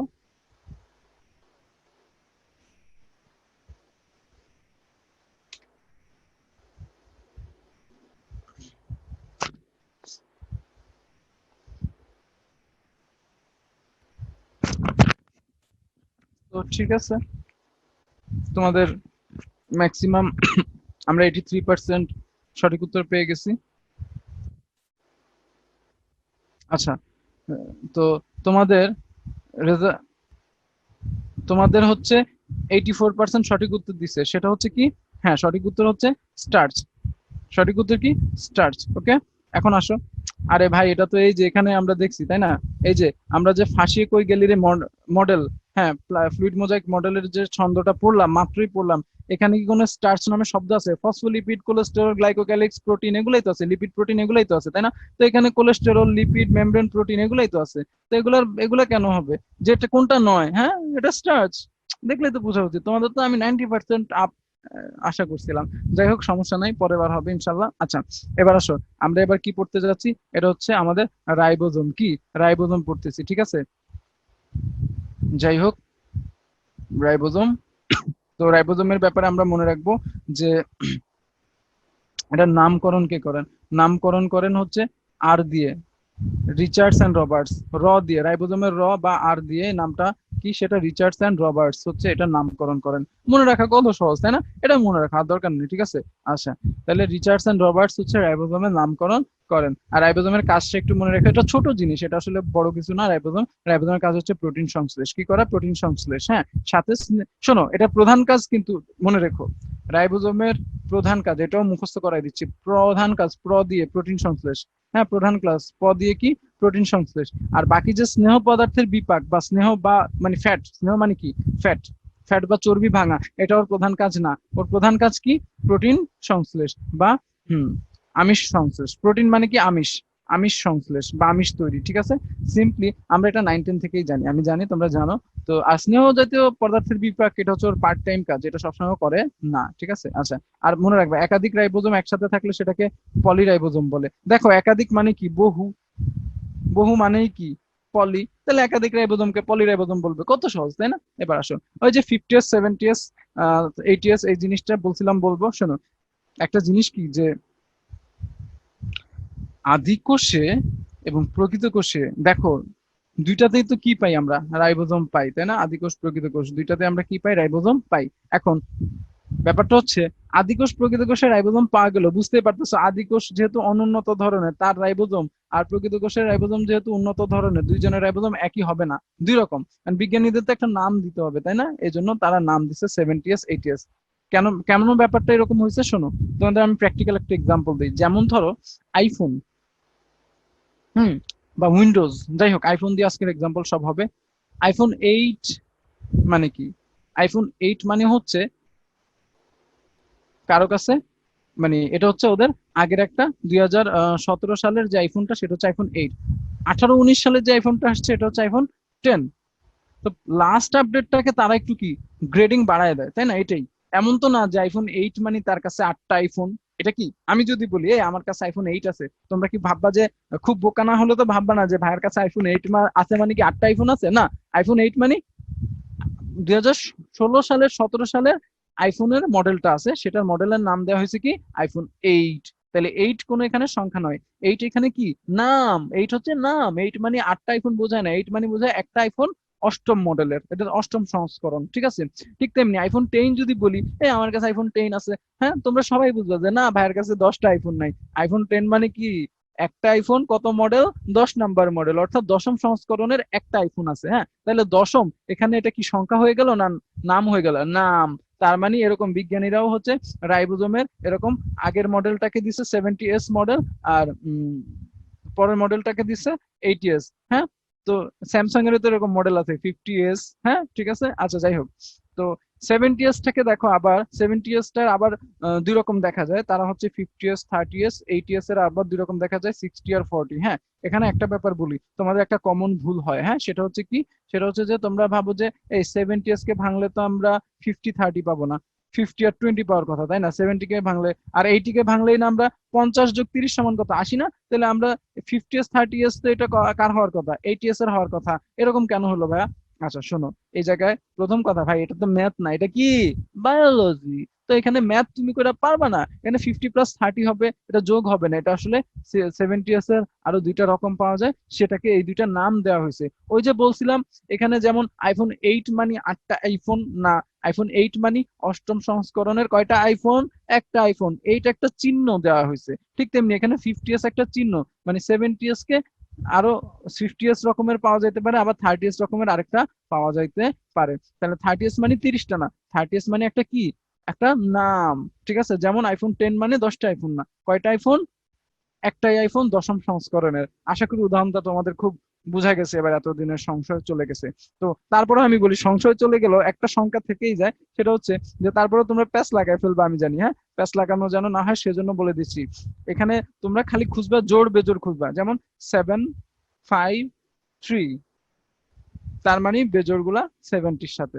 হ্যাঁ, 50 30 এরকম খুঁজবা না, 7 5 3, তাহলে 7 এর সাথে দুইটা বেজোড় সংখ্যা 5 আর 3 যাবে, এটার সাথে দুইটা জোড় সংখ্যা 6 আর 4।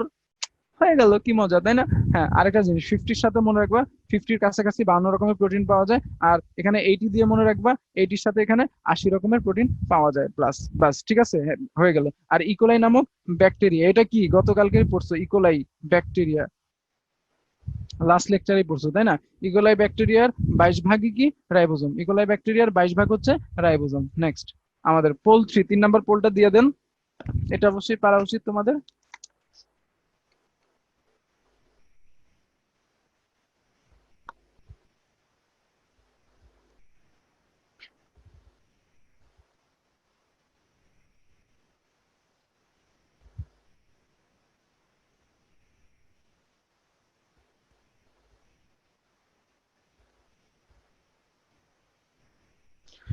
Very good, now I am happy. তোমরা তোমাদের রেজাল্ট তোমাদের দেখানো হবে, ডোন্ট ওয়ারি, খুব ভালো করতেছো।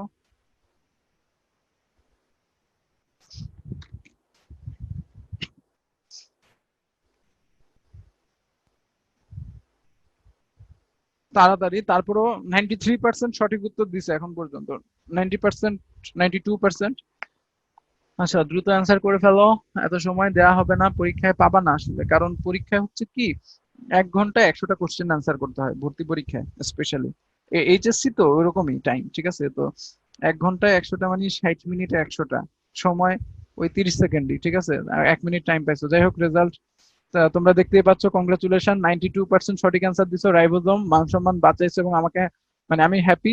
এবার আসো, ওই যে আমি বলছিলাম আমিষ বা প্রোটিন সংশ্লেষ রাইবোজোমের প্রধান কাজ, হ্যাঁ রাইবোজোমের, এছাড়া পাশাপাশি স্নেহ বিপাক করে, ঠিক আছে? ব্যাস, দেখছো আমি যা পড়াই তাই চলে আসে নাকি? আচ্ছা, এটা কিন্তু আমার বানানো স্লাইড না, ঠিক আছে? ইম্পর্টেন্স গুলো আমরা জানি আগে থেকে। যাই হোক, এখন আসো, আমরা এখন কি পড়তেছি? গলগি বস্তু কি? Golgi body. তো গলগি বডি, তো এর বিজ্ঞানীর নামটা মনে রাখার কোনো কষ্ট নাই, কারণ বিজ্ঞানী আসলে এখানে গলগি নামটা তার দিয়েই দিছে, হ্যাঁ, জিনিসের নামে নিজের নাম দিয়েই দিছে, ঠিক আছে? সালটা দরকার নাই, আমরা ক্যামিলো গলগি জানবো, ঠিক আছে? আর জানবো কোথায়? পেঁচা আর বিড়ালের স্নায়ুকোষে এটি পাওয়া যায়, ঠিক আছে? এটা মনে রাখবো, আর কিছুই না। এখন আসো, এখানে এই পয়েন্টটা মনে রাখতে হবে। কি মনে রাখতে হবে? আমি তোমাদের প্রশ্নটা করি যে গলগি বডির আবরণীতে কে থাকে? দেখো, একটা মজার জিনিস শিখাই তোমাদের, কে থাকে। প্রশ্ন কি, কে থাকে? এই যে কে দিয়ে ভিটামিন কে, কে তে ক্যারোটিনয়েডস। ক্লিয়ার? তাইলে আমরা শিখে গেলাম না? তাহলে গলগি বডির আবরণীতে কে থাকে? কে তে ভিটামিন কে, কে তে ক্যারোটিনয়েড। ফাইন। হ্যাঁ, স্লাইড পেয়ে যাবা, সো মুখস্থ করে ফেলো, এখনই মুখস্থ হয়ে গেছে, রাতে আবার মুখস্থ করবা, বাস একদম সপাং সপাং। এখন আসো, এই গলগি বস্তুর আসলে বিভিন্ন অংশগুলো কি কি? এই যে সিস্টার্নি, ভেসিকল, ভ্যাকুয়াল। সিস্টার্নি হচ্ছে এই যে এগুলা, হুম, এখানে লেখা আছে। একটা জিনিস তোমরা মিলাইতে পারো না, আগে 2 আর 3 নম্বর পয়েন্টটা ক্লিয়ার করি। হ্যাঁ, ভেসিকল হচ্ছে এই যে এগুলা, গোল গোল, গোল গোল ভেসিকল দুইটাই। একটা ভেসিকল, এটা এটা ভেসিকল, আর এটার নাম দেওয়া হয়নি, এটা হচ্ছে ভ্যাকুয়াল, আমি লিখে দিচ্ছি, যাও। ভ্যাকুয়াল, ঠিক আছে? আর এটা তো ভেসিকল লিখাই আছে, ঠিক আছে? আর সিস্টার্না তো এগুলা। এখন ব্যাপার আছে যে ভাইয়া সিস্টার্নি এখানে লিখা হচ্ছে চ্যাপ্টা থুলি, এখানে তো এটাকে চ্যাপ্টা থুলি মনে হচ্ছে না, তাই না? আচ্ছা শোনো, এখানে ব্যাপারটা কি, যে এখানে এই সিস্টার্নি গুলা কিভাবে দেখানো হয়েছে সেটা একটা ফ্যাক্ট। তুমি যদি, থলি মানে কি? প্লেট। তুমি তো খাবার, দুপুরে তো খাওয়া দাওয়া সবাই করছি মোটামুটি, তাই না? এই যে প্লেট, এটা তো একটা প্লেট। এই প্লেটটার দিকে যদি তুমি তাকাও, উপর থেকে দেখলে তো প্লেটটাকে এরকম দেখাবে, তাই না? কিন্তু তুমি যদি পাশ থেকে তাকাও, তাহলে প্লেটটাকে কি তুমি ওরকম দেখতে পাবা? না। এই যে দেখো, উপর থেকে দেখলে এই পুরোটা দেখতে পাবে, এই পুরোটা সহ। কিন্তু একদম তোমার চোখের ঠিক লেভেলে, সমান্তরালে, চোখের সমান্তরালে যদি নিয়ে আসো, তাহলে ওইটুকু দেখা যাবে না। সমান্তরালে আনলে খালি কি প্রান্তটুকু, ধারটুকু তুমি দেখতে পাবা, তাই না? এখানে এই চ্যাপ্টার থলির খালি ধারটুকু দেখানো হয়েছে, বাকি যে উপরের প্রান্তটা, এটা চোখে উপর থেকে তাকালে তুমি দেখতে পাবা। চোখের একদম সমান্তরালে নিয়ে আসলে দেখতে পাবো না। এটাকে তো ওরা তোমাদের চোখের সমান্তরালে নিয়ে আসছে, ঠিক আছে? এই জন্য প্লেটটা এরকম দেখতে হয়ে গেছে। সবার কনসেপ্ট ক্লিয়ার হয়েছে না? ওকে, ফাইন। এবার আসো, গলগি বস্তুর বেশ কিছু নাম আছে, যেমন গলগি বডি, হুম, ডিকটায়োসোম। এই যে নামগুলো দেখে নাও, গলগি বডি, ডিকটায়োসোম, হ্যাঁ, ইডিওসোম আর লাইপোকন্ড্রিয়া। শেষেরটা হচ্ছে লাইপোকন্ড্রিয়া। লাইপোকন্ড্রিয়া শেষের নামটা খুব ইম্পর্টেন্ট, লাইপোকন্ড্রিয়া। এই যে দেখো, লাইপোকন্ড্রিয়া, লাইপোকন্ড্রিয়া। লাইপোকন্ড্রিয়া ইম্পর্টেন্ট, কারণ লাইপোকন্ড্রিয়া থেকে আমরা মনে রাখবো এটার কাজ লাইসোজোম তৈরি করে। তাহলে এর নাম থেকে আমরা কাম মনে রাখবো, নাম কাম, ঠিক আছে? দেখো লাইপোকন্ড্রিয়া নামটা কার সাথে মিল? লাইসোজোম, সরি, এর কাজ হচ্ছে কি? লাইসোজোম তৈরি করা। লাইসোজোম তৈরি করে, এটা মনে রাখবো কেমনে? গলগি বডির, হ্যাঁ, কি থাকে? গলগি বডির আরেকটা নাম কি? লাইপোকন্ড্রিয়া। তাহলে এই লাইপোকন্ড্রিয়া থেকে মনে রাখবো এটা লাইসোজোম তৈরি করে, বাস হয়ে গেল, ঠিক আছে? আর অপ্রোটিন পদার্থের সংশ্লেষ করে। দেখো, রাইবোজোম যেহেতু প্রোটিন তৈরি করে একজন, তাহলে আরেকজন কি তৈরি করবে? অপ্রোটিন পদার্থ, ঠিক আছে? আর অপ্রোটিন পদার্থ মানে কি? প্রোটিন না, যারা প্রোটিন না এমন কি আছে? শর্করা বা কার্বোহাইড্রেট। খেয়াল করবে ব্যাপারটা, এখানে বুদ্ধিভিত্তিক ব্যাপার। দেখো একটা জিনিস, যে একটা কথা বলছি তোমাদের, মাঝে মাঝে কথা হয় যে ভাই বইয়ের বাইরে থেকে প্রশ্ন আসে না। বইয়ের বাইরে থেকে আসেনি, তোমার ধারণার বাইরে থেকে আসছে। বই লেখা আছে অপ্রোটিন। অপ্রোটিন মানে শর্করা বা কার্বোহাইড্রেট, এটা আমাদের বুঝতে হবে, ঠিক আছে? আচ্ছা, প্রোটিন নয়, যেহেতু শর্করা তো প্রোটিন নয়, তাই না? ওকে, ফাইন। আবার লিপিডও কিন্তু হয়। এই আসলে দুটাই তৈরি করে, শর্করা আর লিপিড, ঠিক আছে? দেখো, বই কি লেখা আছে এটা বা স্লাইডে নাই, কিন্তু আমরা জেনে গেলাম, কারণ জানাইছে আদনান ভাই, ঠিক আছে? আচ্ছা শোনো, এখন আসো নেক্সট। শুক্রাণুর অ্যাক্রোজোম তৈরি করে গলগি বস্তু। শুক্রাণুর অ্যাক্রোজোমটা তোমাদের চিনাই দিয়ে, এই যে শুক্রাণু লেজ, আর শুক্রাণুর মাথায় একটা টুপির মতো থাকে, যেটা শুক্রাণুকে প্রতিকূল অবস্থা থেকে কি রক্ষা করে, ডিম্বাণুর কাছে পৌঁছাতে সাহায্য করে। এই টুপিটাই হচ্ছে ওর অ্যাক্রোজোম, এই টুপিটা, ঠিক আছে? বাস হয়ে গেল। এবার আসো, উদ্ভিদ কোষে গলগি বস্তুকে কার্বোহাইড্রেট ফ্যাক্টরি বলা হয়। কেন? কারণ এ প্রচুর পরিমাণে কার্বোহাইড্রেট বা শর্করা তৈরি করে, ঠিক আছে। এরকম আমরা আরেকটা জিনিস পড়ছি কি, রাইবোজোম। তোমরা কি জানো রাইবোজোমের আরেকটা নাম আছে, কি নাম? প্রোটিন ফ্যাক্টরি, তাই না? তাহলে এখন দেখো আমাদের কোষে কয়টা ফ্যাক্টরি? দুইটা, একটা রাইবোজোম যেটা প্রোটিন ফ্যাক্টরি, আর একটা হচ্ছে গলগি বস্তু যেটা কার্বোহাইড্রেট ফ্যাক্টরি। এখন দেখো তো, তুমি ভেবে দেখো তোমার দেহে কি এই দুইটা জিনিস আছে, দুইটা ফ্যাক্টরি আছে? অবশ্যই, কারণ তোমার দেহে গলগি বস্তুও আছে, আবার কি আছে, রাইবোজোমও আছে। তার মানে তোমার দেহে গলগি বডি তথা কার্বোহাইড্রেট ফ্যাক্টরি আছে, প্রোটিন ফ্যাক্টরি আছে। অর্থাৎ নগদেই কিন্তু আমি সবাইকে ফ্যাক্টরি মালিক বানাই দিলাম। দুইটা ফ্যাক্টরি মালিক সবাই। তো এখন থেকে পার্ট নিয়ে ঘুরে বেড়াবো, এই আমি ফ্যাক্টরি মালিক, দুইটা ফ্যাক্টরি মালিক, আমার দুইটা ফ্যাক্টরি আছে। কেউ ধমক দিলে এটা বলবো, এই চিনিস আমার দুইটা ফ্যাক্টরি আছে। হ্যাঁ, কি ফ্যাক্টরি? নাম বলা যাবে না, নাম বললে চাকরি থাকবে না, ঠিক আছে। নাম বললে তো ঘটনা ঘটে গেল, ওরা বুঝে যাবে যে হুদাই, ঠিক আছে। আচ্ছা, যাই হোক, আমরা এখন আসছি লাইসোজোমে। আমরা কি আসছি, এটা কি পড়বো? লাইসোসোম। এখন একটা ব্যাপার বলি, লাইসোজোম পড়ার আগে আমি সবার আগে একটা জিনিসে ফোকাস করব। সবকিছুর নাম বিজ্ঞানী নামানুসারে, এটা কিন্তু কাজে অনুসারে, তাই এটার নাম আলাদা করে জানতে হবে। লাইসোজোম, লাইসো মানে কি? লাইসো মানে হচ্ছে বিগলন বা বিগলক, বা বিগলক মানে বিগলনকারী বা ধ্বংসকারী। তাহলে লাইসো মানে ধ্বংস করা, সিম্পলি। আর সোম মানে কি? সোম মানে হচ্ছে দেহ, বা জোম আরেকটা জিনিস মিন করে। জোম মানে হচ্ছে, এখানে জায়গা নেই, আমি নিচে চলে যাই। জোম মানে হচ্ছে গোল। হ্যাঁ, এখন ব্যাপারটা কি আমি তোমাদের বলি, সেটা হচ্ছে যে আমাদের একটা মজার জিনিস শিখাই দিই। যেমন ধরো লাইসোসোম, আদি কোষের ক্রোমোজোম সবই কিন্তু গোল। রাইবোজোম, একটু আগে যে রাইবোজোম পড়ছি, ওটার আকৃতিও কি গোল। হ্যাঁ, তাহলে রাইবোজোম, লাইসোজোম, আদি কোষের ক্রোমোজোম সবই গোল। এর পাশাপাশি আমাদের যে গ্লাইঅক্সিজম পড়বো একটু পরে, পারঅক্সিজম পড়বো, সবকিছুই গোল। তাহলে সব জোম কি আকৃতি গোল? তাহলে একসাথে আমি সব আকৃতি বলে দিলাম। জোম মানে কি? গোলাকার। জোম মানে কি? গোলাকার, ঠিক আছে। জোম মানে গোলাকার, ব্যাস হয়ে গেল। এখন আসো, যে এখানে মজার জিনিস দেখো, এখানে দেখো লাইসোজোম আসলে ছোট জিনিস, রাইবোজোমের মতো খুব বেশি কিছু নাই। তবে কোথায় থাকে কোথায় থাকে না এটা জানতে হবে। দেখো কোথায় থাকে অধিক, শ্বেত রক্তকণিকায় অধিক থাকে। আরবিসি, আরবিসি মানে কি? লোহিত কণিকা, তাই না? লোহিত রক্তকণিকা, লোহিত রক্ত। তাহলে লোহিত রক্তে থাকে না, আর শ্বেত রক্তে অধিক থাকে। এটার কারণ কি? এটা আমাদের ব্যাখ্যা জানতে হবে, তাই না? এখন একটা জিনিস দেখো, আমি তোমাদের একটু আগে দেখালাম না লাইসোজোম কি? ধ্বংসকারী। এখন তোমার কি মনে হয় লাইসোজোম কাকে ধ্বংস করবে? ধ্বংস করার মধ্যে কি আছে? অবশ্যই জীবাণু, তাই না? অন্য কাউকে তো ধ্বংস করবে না। আমাদের সবকিছুই কাকে ধ্বংস করার জন্য রেডি? জীবাণুকে ধ্বংস করার জন্য, তাই না? লাইসোজোম। এখন আমাদের জীবাণু ধ্বংস করার জন্য কোন কোষটা নিয়োজিত? শ্বেত রক্তকণিকা। তাইলে শ্বেত রক্তকণিকার ভেতরে, এই যে মনে করো এটা হচ্ছে শ্বেত রক্তকণিকা, এর ভেতরে লাইসোজোম থাকে, প্রচুর কি থাকে? গোল গোল লাইসোজোম থাকে। আর এই দুইজন মিলে কি করে? জীবাণু ধ্বংস করে। কোন প্রক্রিয়ায়? হ্যাঁ, ফ্যাগো সাইটোসিস। বাকি নামটা আর বললাম না, আমরা জানি ফ্যাগো সাইটোসিস। তাহলে দেখো এক ঢিলে কত পাখি মরবে, দেখো একটু পরে। তাহলে এটা মনে রাখো, শ্বেত রক্তকণিকা, লাইসোজোম যেহেতু ধ্বংসকারী জীবাণু, এবং শ্বেত রক্তকণিকাও জীবাণু ধ্বংসকারী, দুজন একসাথে এক কোষের ভেতর থাকে, ঠিক আছে। অর্থাৎ শ্বেত রক্তকণিকার ভেতর লাইসোজোম থাকে, এবং এরা জীবাণু ধ্বংস করে কোন প্রক্রিয়ায়? ওই যে ফ্যাগোসাইটোসিস প্রক্রিয়ায়। এই জন্য শ্বেত রক্তকণিকায় অধিক লাইসোজোম থাকে। আর লোহিত কণিকা তো জীবাণু ধ্বংস করার কোনো কাজ নাই, তাহলে লোহিত কণিকায় লাইসোজোম থাকবে না, ঠিক আছে। আর জীবাণু ধ্বংস করার জন্য এতে অনেক রকমের এনজাইম থাকবে, এই পয়েন্টটা জানা লাগবে। নেক্সট, এই লাইসোজোমের কাজ দেখো তো, এই যে ফ্যাগোসাইটোসিস আর কি পিনোসাইটোসিস। ফ্যাগোসাইটোসিস তো মাত্র দেখলাম, পিনোসাইটোসিস কি দেব বলছি? পানি ভক্ষণ। তাহলে জীবাণু ভক্ষণ এবং পানি ভক্ষণ, দুইটা ভক্ষণ, দুইটা সাইটোসিস, মনে থাকবে না? একদম সহজ, তাই না? লাইসোজোম, ঠিক আছে। আর এর সব কাজে আসলে ভক্ষণকারী। শোনো, এই যে স্বগ্রাস, খেয়াল করো, 3 এবং এর লাস্টের কথাটা মনে রাখো। এর হচ্ছে স্বগ্রাস করে, অটোফ্যাগি করে, অটোলাইসিস করে, এদেরকে সুইসাইডাল স্কোয়াড করা হয়, বলা হয়। এটার মানে কি? মানে হচ্ছে স্বগ্রাস মানে কি? যে নিজেকে খেয়ে ফেলে। অটোফ্যাগি মানে কি? অটো মানে নিজ, ফ্যাগি মানে খাওয়া। তাহলে অটোফ্যাগি মানে কি? নিজেকে খেয়ে ফেলা, ঠিক আছে। আর অটোলাইসিস মানে কি? সেটাও নিজেকে খেয়ে ফেলা। অর্থাৎ ধরো একটু আগে আমরা যে দেখলাম, এটার ব্যাখ্যা দিচ্ছি আর কি। এই 3 নাম্বার পয়েন্ট আর এটার ব্যাখ্যা দিচ্ছি, যে একে কেন আত্মঘাতী বলা হয় বা সুইসাইডিয়াল বলা হয়, বা একে কেন বলা হয় সে স্বগ্রাসী বা নিজেকে ধ্বংস করে। আলটিমেটলি কেন বলা হয় এগুলা? কারণ হচ্ছে, এই যে দেখো, শ্বেত রক্তকণিকার ভেতর লাইসোজোম আছে।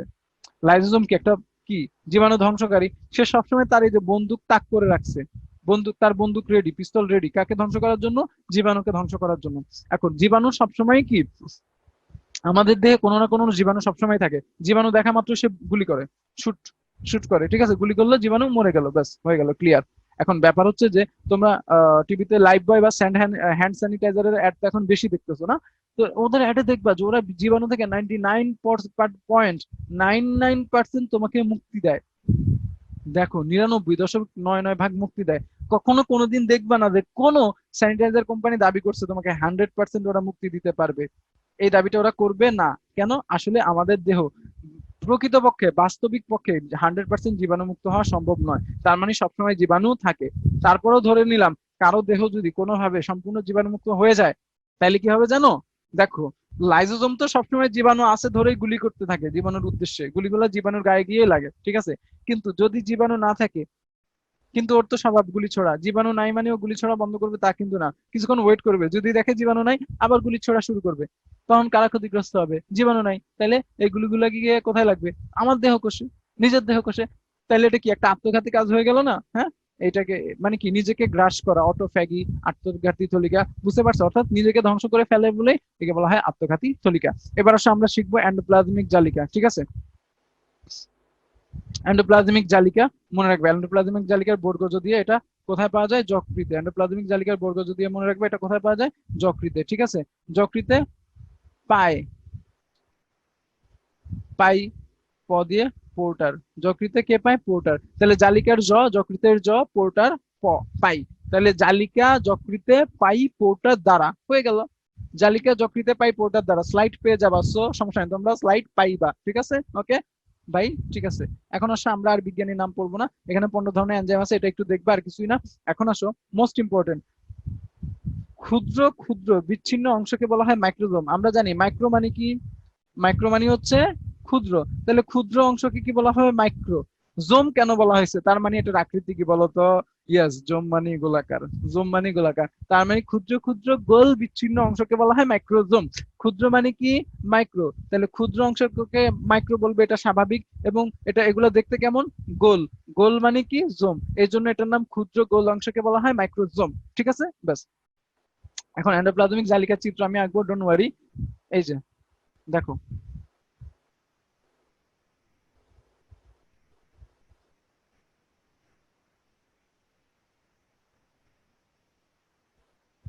দেখো এখানে কোনটা অমসৃণ জালিকা বলো তো? কোনটা কোনটা কোনটা, উপরেরটা না নিচেরটা?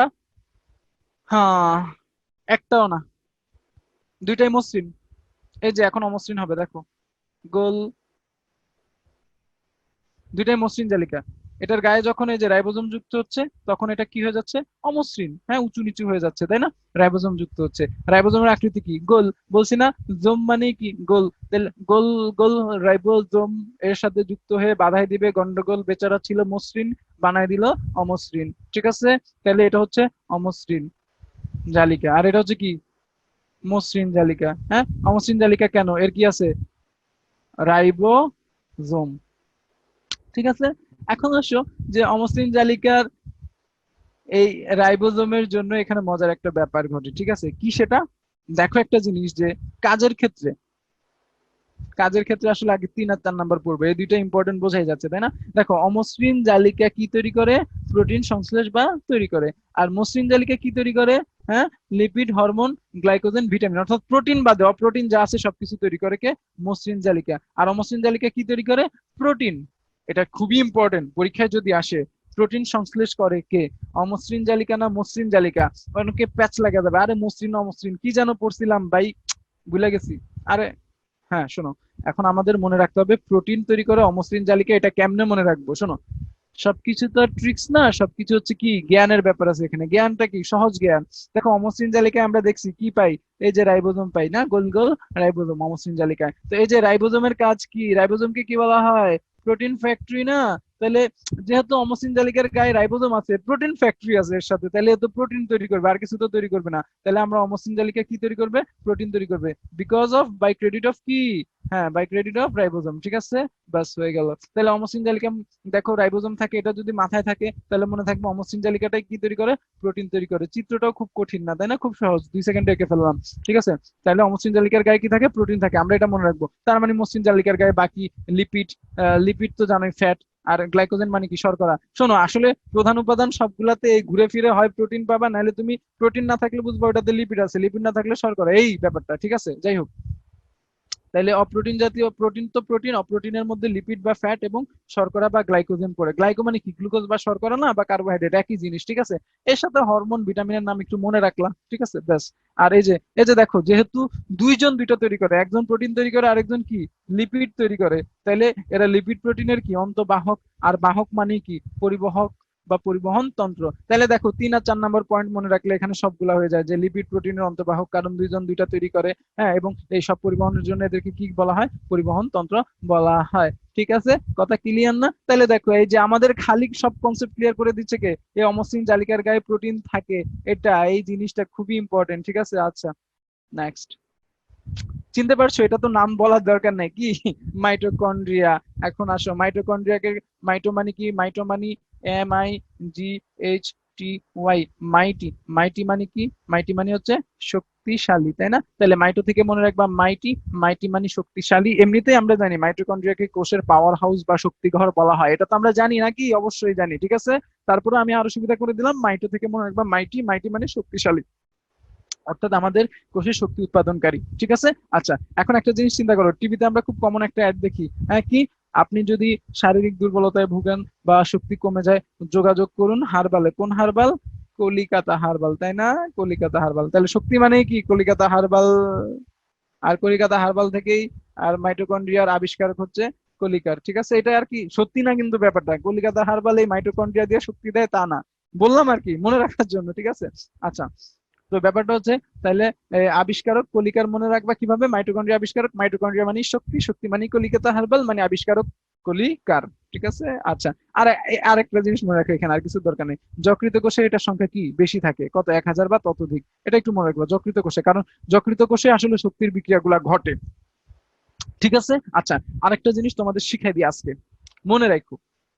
এখানে যখন তোমাকে জিজ্ঞেস, মানে এই চ্যাপ্টার থেকে কোনটার কাজ কি কি, এগুলো যদি তুমি একটু ভালো করে খেয়াল করো, দেখবা প্রোটিন, অপ্রোটিন, যকৃত, এই 3টা শব্দই আছে, ঠিক আছে? তো যখন কোনো কিছু না বুঝবা, যদি না বুঝো, যকৃত দাগায় দিয়ে আসবা, ধরো কোন অঙ্গে থাকে, তাহলে যকৃত দাগায় দিয়ে আসবা, ঠিক আছে?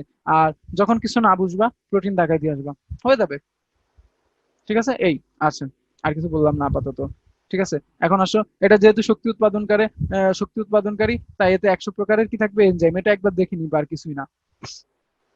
মাইটোকন্ড্রিয়ার কাজ আমরা জানি, মাইটি মানে কি? শক্তি। তাহলে এর কাজ কি? শক্তি উৎপাদন করা। দেখো, একটা ট্রিক্স থেকে কাজগুলো কেমনে পড়তে হয় তোমাদের আমি দেখাচ্ছি, এখনই মুখস্থ হয়ে যাবে। এটা দেখো, ইম্পর্টেন্ট গুলা, শক্তি উৎপাদন, এরপর কি? স্নেহ বিপাক। এটা অনেকভাবে মুখস্থ করা যায়, আমি তোমাদের কিভাবে মুখস্থ করাবো দেখো, দুই ভাবে, বুঝাই এবং না, এবং ট্রিক্স। আগে বুঝায় মুখস্থ করে, শক্তি উৎপাদন, স্নেহ বিপাক। স্নেহ মানে কি? ফ্যাট বা চর্বি। এখন দেখো তুমি একটা জিনিস, যে আচ্ছা, একজন ফ্যাট ম্যান মানে মোটা ব্যক্তি বেশি শক্তিশালী না চিকন? অবশ্যই মোটা ব্যক্তি। মোটা ব্যক্তি এত শক্তি কই থেকে পায়? কারণ তার শরীরে প্রচুর কি আছে? ফ্যাট বা স্নেহ আছে। এই স্নেহ থাকার সুবিধা কি? মাইটোকন্ড্রিয়া স্নেহ পেলে স্নেহ বিপাক করে প্রচুর শক্তি উৎপাদন করে। অর্থাৎ শক্তির সাথে কার সম্পর্ক? স্নেহের সম্পর্ক, ঠিক আছে? ওকে, যার শক্তিশালী, শক্তি বেশি, তাকে তো আমরা এমনিতে স্নেহ করি, মানে ভয় পাই আর কি, ঠিক আছে? অনেকভাবে মনে রাখা যায়। আচ্ছা, আর নিজস্ব ডিএনএ আরএনএ থাকে, এটা দরকার নাই। এখন আছে শ্বসন। মাইটোকন্ড্রিয়াতে কি হয়? শ্বসন হয়। শ্বসনের যে বিক্রিয়া কি? ক্রেবস, ইলেকট্রন ট্রান্সপোর্ট সিস্টেম আর ফসফোরাইলেশন, এই বিক্রিয়াগুলো হয়। তাহলে শ্বসন মানে কি? মাইটোকন্ড্রিয়া, কারণ শক্তি উৎপাদনের সাথে শ্বসনের সম্পর্ক আছে। আরেকটা মনে রাখবা, শুক্রাণু ডিম্বাণু তৈরিতে সহায়তা করে, কারণ শুক্রাণু ডিম্বাণু তৈরি, এই দুইটা কিন্তু স্পেশাল কোষ, এগুলো তৈরিতে প্রচুর শক্তি লাগে, এই জন্য মাইটোকন্ড্রিয়ার হেল্প লাগে। আমি বলছিলাম বুঝায় পড়াবো না, বুঝায় পড়া মানে বুঝানোর পর আবার মুখস্থ করাবো। দেখো, মাইটোকন্ড্রিয়া মানে কি? শক্তি।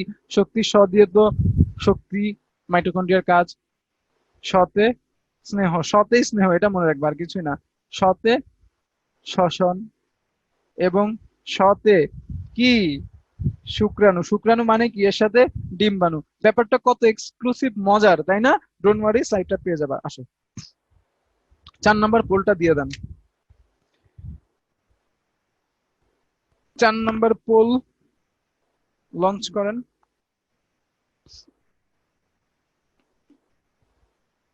এটা পারবা 100%, আমি অবশ্যই জানি, এটা না পারা কিছু নাই।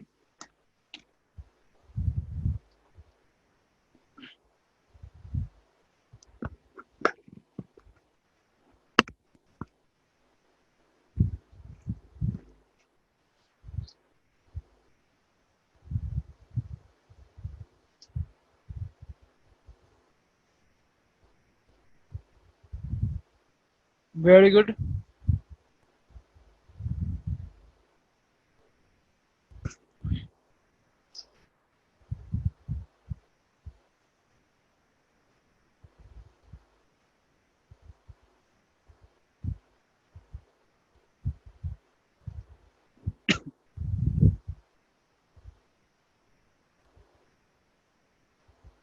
ওকে, ভেরি গুড। দেখো তোমাদের রেজাল্ট, তোমরাই দেখো। Very good, congratulations, 95 cancer. সেটা কি যকৃত? আমি এমনি বলে দিছিলাম যে কোনো অঙ্গে কোন অঙ্গে কে থাকে এটা দেখার দরকার নেই, অপশনে যখন যকৃত থাকবে ওটাই অ্যান্সার। কোথায় বেশি থাকে? যকৃত। এটা মাইটোকন্ড্রিয়া হোক বা যেই হোক, ঠিক আছে? তোমরা মনে রাখছো, হ্যাঁ? আচ্ছা, এরপরে নেক্সট। দাগাই দিলাম কিন্তু অ্যান্সার, তোমরা রাতে স্লাইড পাবা। আচ্ছা, এটার নাম যদি নাও দেখা যায় কোনো কারণে, চিনতে তো অসুবিধা নাই কি জিনিসটা। হ্যাঁ, প্লাস্টিড, ক্লোরোপ্লাস্ট, তাই না? তাহলে ক্লোরোপ্লাস্টের আবিষ্কারককে শিম্পার, এই নামটা একটু মনে রেখো, ঠিক আছে? প্লাস্টিডের আবিষ্কারক শিম্পার। একটা জিনিস চিন্তা করো তো, এই ক্লোরোপ্লাস্ট কোথায় পাওয়া যায় বলো তো? উদ্ভিদে। কোথায় পাওয়া যায়? উদ্ভিদে। এখন আমাদের আদি পুরুষ, মানে বিজ্ঞানীদের মতে বিবর্তনবাদ অনুযায়ী আমাদের আদি পুরুষ কারা? বানর বা শিম্পাঞ্জি, তাই না? শিম্পাঞ্জি। এখন আমাদের আদি পুরুষরা কোথায় ঘুরে ঘুরে বেড়াইতো? বনে বাদারে। তো ওরা উদ্ভিদে ঘুরে বেড়াইতো, উদ্ভিদে ঘুরে বেড়াতে বেড়াতে শিম্পাঞ্জিরা উদ্ভিদে, মানে এত ঘুরে বেড়াইছে। এখন উদ্ভিদ এবং প্রাণীর পার্থক্যকারী জিনিসটাকে ক্লোরোপ্লাস্ট না, উদ্ভিদেই তো পাওয়া যায় প্রধানত, তাই না? তাহলে ওরা উদ্ভিদে সারা দিন রাত ঘুরতে ঘুরতে উদ্ভিদের মধ্যে আবিষ্কার করে ফেলছিল কি? প্লাস্টিড। তাহলে কি মনে রাখবা?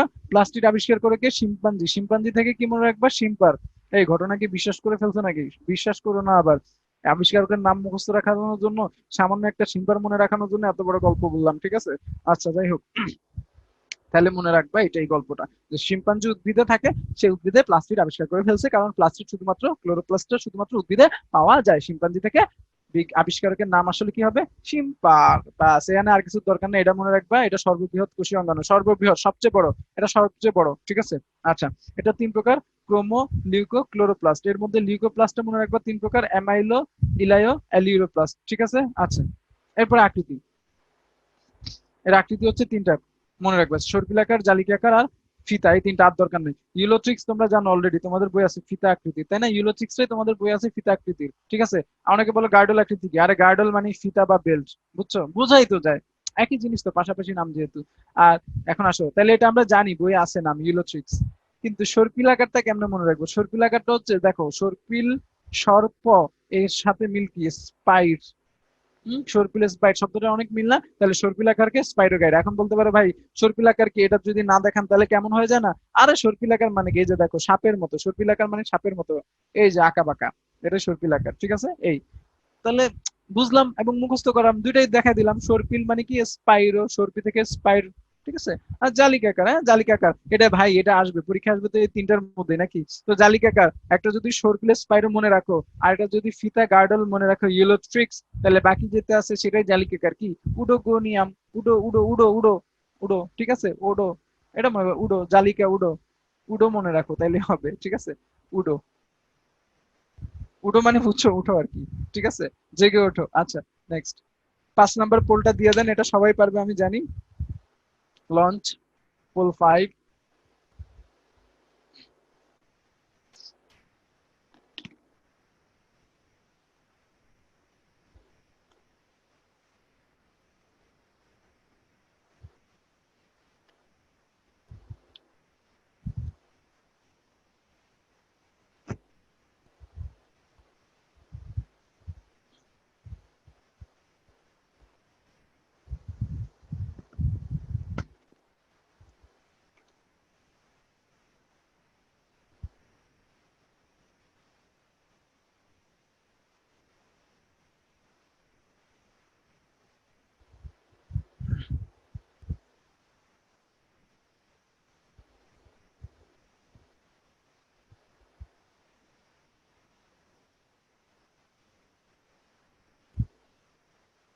ওকে, তো তোমরা হচ্ছে দেখতেই পাচ্ছ তোমাদের সঠিক অ্যান্সার দিচ্ছ 78%। হ্যাঁ, 78%। কি বলছে?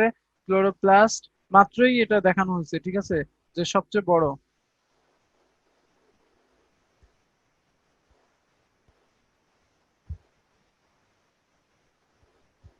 সর্ববৃহৎ কে? এই যে প্লাস্টিড। ও এখানে আমি প্লাস্টিড বলছি দেখে বুঝো নাই, প্লাস্টিডের একটা অংশ কি ক্লোরোপ্লাস্ট না? তাহলে অপশনে যদি ক্লোরোপ্লাস্ট থাকে দাগাবা না, ক্লোরোপ্লাস্ট মানে কি প্লাস্টিড। লিখে দিলাম, যাও তোমরা স্লাইডটা মন দিয়ে পড়ো। হ্যাঁ, সর্ববৃহৎ অঙ্গাণু প্লাস্টিড, ক্লোরোপ্লাস্ট।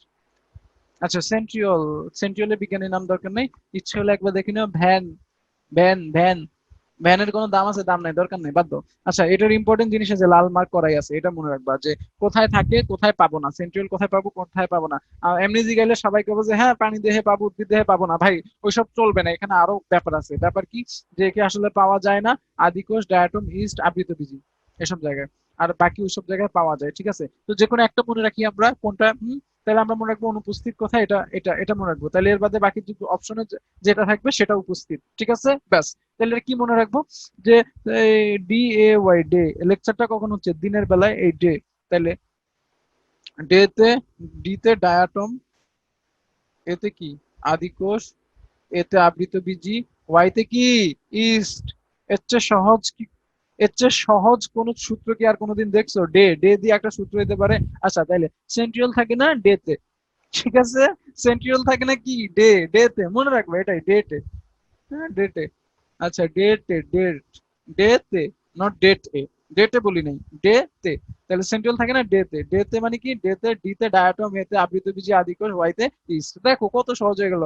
স্লাইড রাতে পাবা আর মুখস্থ করবা, ঝটপট পাবা, সপান সপান মুখস্থ করবা। ঠিক আছে, আর সেন্ট্রিওলের চিত্রটা বুঝাই দিই। ঠিক আছে, এই যে গঠনটা আর কি, গঠনটা দেখো সবার আগে, যে এই সেন্ট্রিওলে আসলে বৈচিত্র্য মানে ভালো না, তো এই জন্য তোমরা অনেকে বুঝো না এতদিন, আমি এখন বুঝাই দিচ্ছি শোনো। সেন্ট্রিওলে দেখো আমরা দেখতেই পাচ্ছি এই যে চিকন চিকন লম্বা লম্বা নালিকা থাকে, এটাই তো সেন্ট্রিওল আসলে গঠনকারী, তাই না?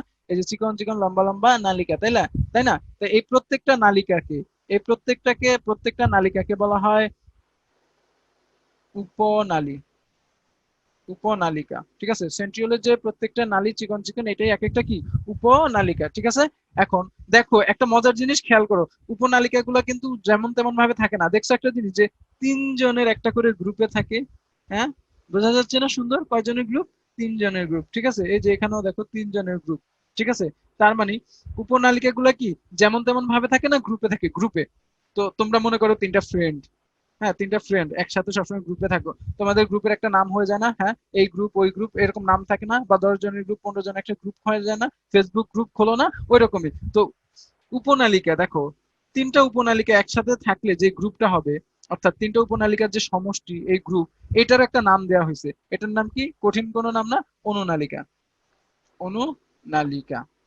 তাইলে এখানে একটা অনুনালিকার ভেতর কয়টা উপনালিকা?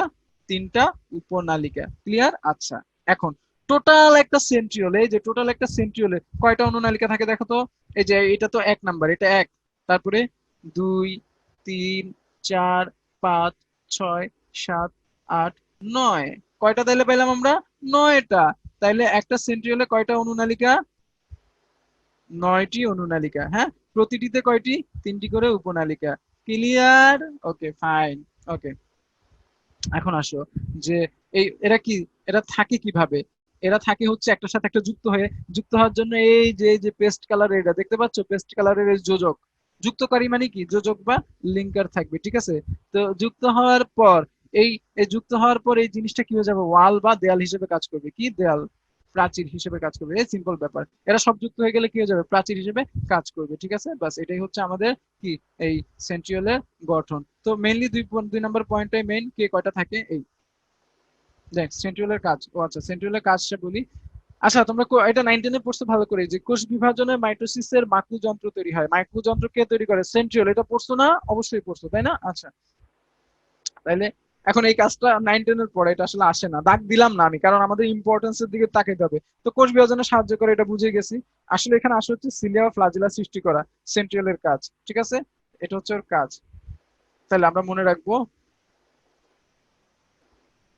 সেন্ট্রিওল দন্তস দিয়ে কত কিছুই আছে, সব কি আর সৃষ্টি করে না, শুধুমাত্র কি সৃষ্টি করে? স দিয়ে সিলিয়া, আর সিলিয়ার সাথে সবসময় কে থাকে? ফ্লাজেলা। সিলিয়া ফ্লাজেলা স দিয়ে কি সৃষ্টি করে। ঠিক আছে, এটাই ওর কাজ। বাস কত মজার ব্যাপার, তাই না? স দিয়ে সবকিছু দেখছো, সেন্ট্রিওল স, সিলিয়া স, সৃষ্টি করা স। এখন একটা ব্যাপার আছে যে সিলিয়া ফ্লাজেলা কি, দেখো তো চিনতে পারো কিনা। গত লেকচারেই পড়ছিলে যে ব্যাকটেরিয়ার গায়ে এরকম সূত্রাকার কিছু জিনিস থাকে, সেগুলোই সিলিয়া ফ্লাজেলা। ঠিক আছে, এদের কাজ কি? এরা ব্যাকটেরিয়ার চলনাঙ্গ। ঠিক আছে, আসে কোষীয় কঙ্কাল। এই যে কোষের মধ্যে, আচ্ছা এখানে বোঝা, এখানে হচ্ছে আমি আঁকি আলাদা করে একবার, তাইলে হয়ে যাবে। এই যে কোষ, কোষের মধ্যে দেখো আমাদের কঙ্কাল আছে না, এটা কিন্তু কোষীয় কঙ্কাল। ঠিক আছে, এই যে, তো এখন ব্যাপার হচ্ছে কোষীয় কঙ্কাল এই যে আছে, আমাদের কঙ্কালের কাজ কি? এই যে আমরা সোজা হয়ে বসে লেকচার নিচ্ছি, বা তোমরা সোজা হয়ে বসে লেকচার করতেছো, এটা কার জন্য সম্ভব হচ্ছে? তোমার কঙ্কালের জন্য। তাহলে কঙ্কালের কাজ কি? দৃঢ়তা প্রদান করা। কঙ্কাল জিনিসটা কেমন হয়? হাড্ডির মতো, সহজ ব্যাপার। হ্যাঁ, হাড্ডি কেমন দেখতে? টিউব বা পাইপের মতো। তাহলে কোষীয় কঙ্কালের মধ্যে কি থাকবে? টিউবের মতো কিছু জিনিস থাকবে। সিম্পল ব্যাপার। আর যেহেতু এরা কোষীয় লেভেল, তার মানে কি খুব ছোট বা মাইক্রো, তাই না? আমাদের দেহের হাড্ডির মতো তো আর আমাদের কোষের হাড্ডি হবে না। কোষের হাড্ডি বা কঙ্কালটা অনেক ছোট, এর জন্য বলা হয় মাইক্রো টিউব বা মাইক্রো টিউবিউল। হ্যাঁ, তো টিউব, তার মানে কোষীয় কঙ্কাল বা হাড্ডিটা এই যে টিউব, মানে কি এই যে এরকম দেখতে, মানে হাড্ডির মতোই দেখতে, টিউবের মতো দেখতে, এটা হচ্ছে মাইক্রো টিউবিউল।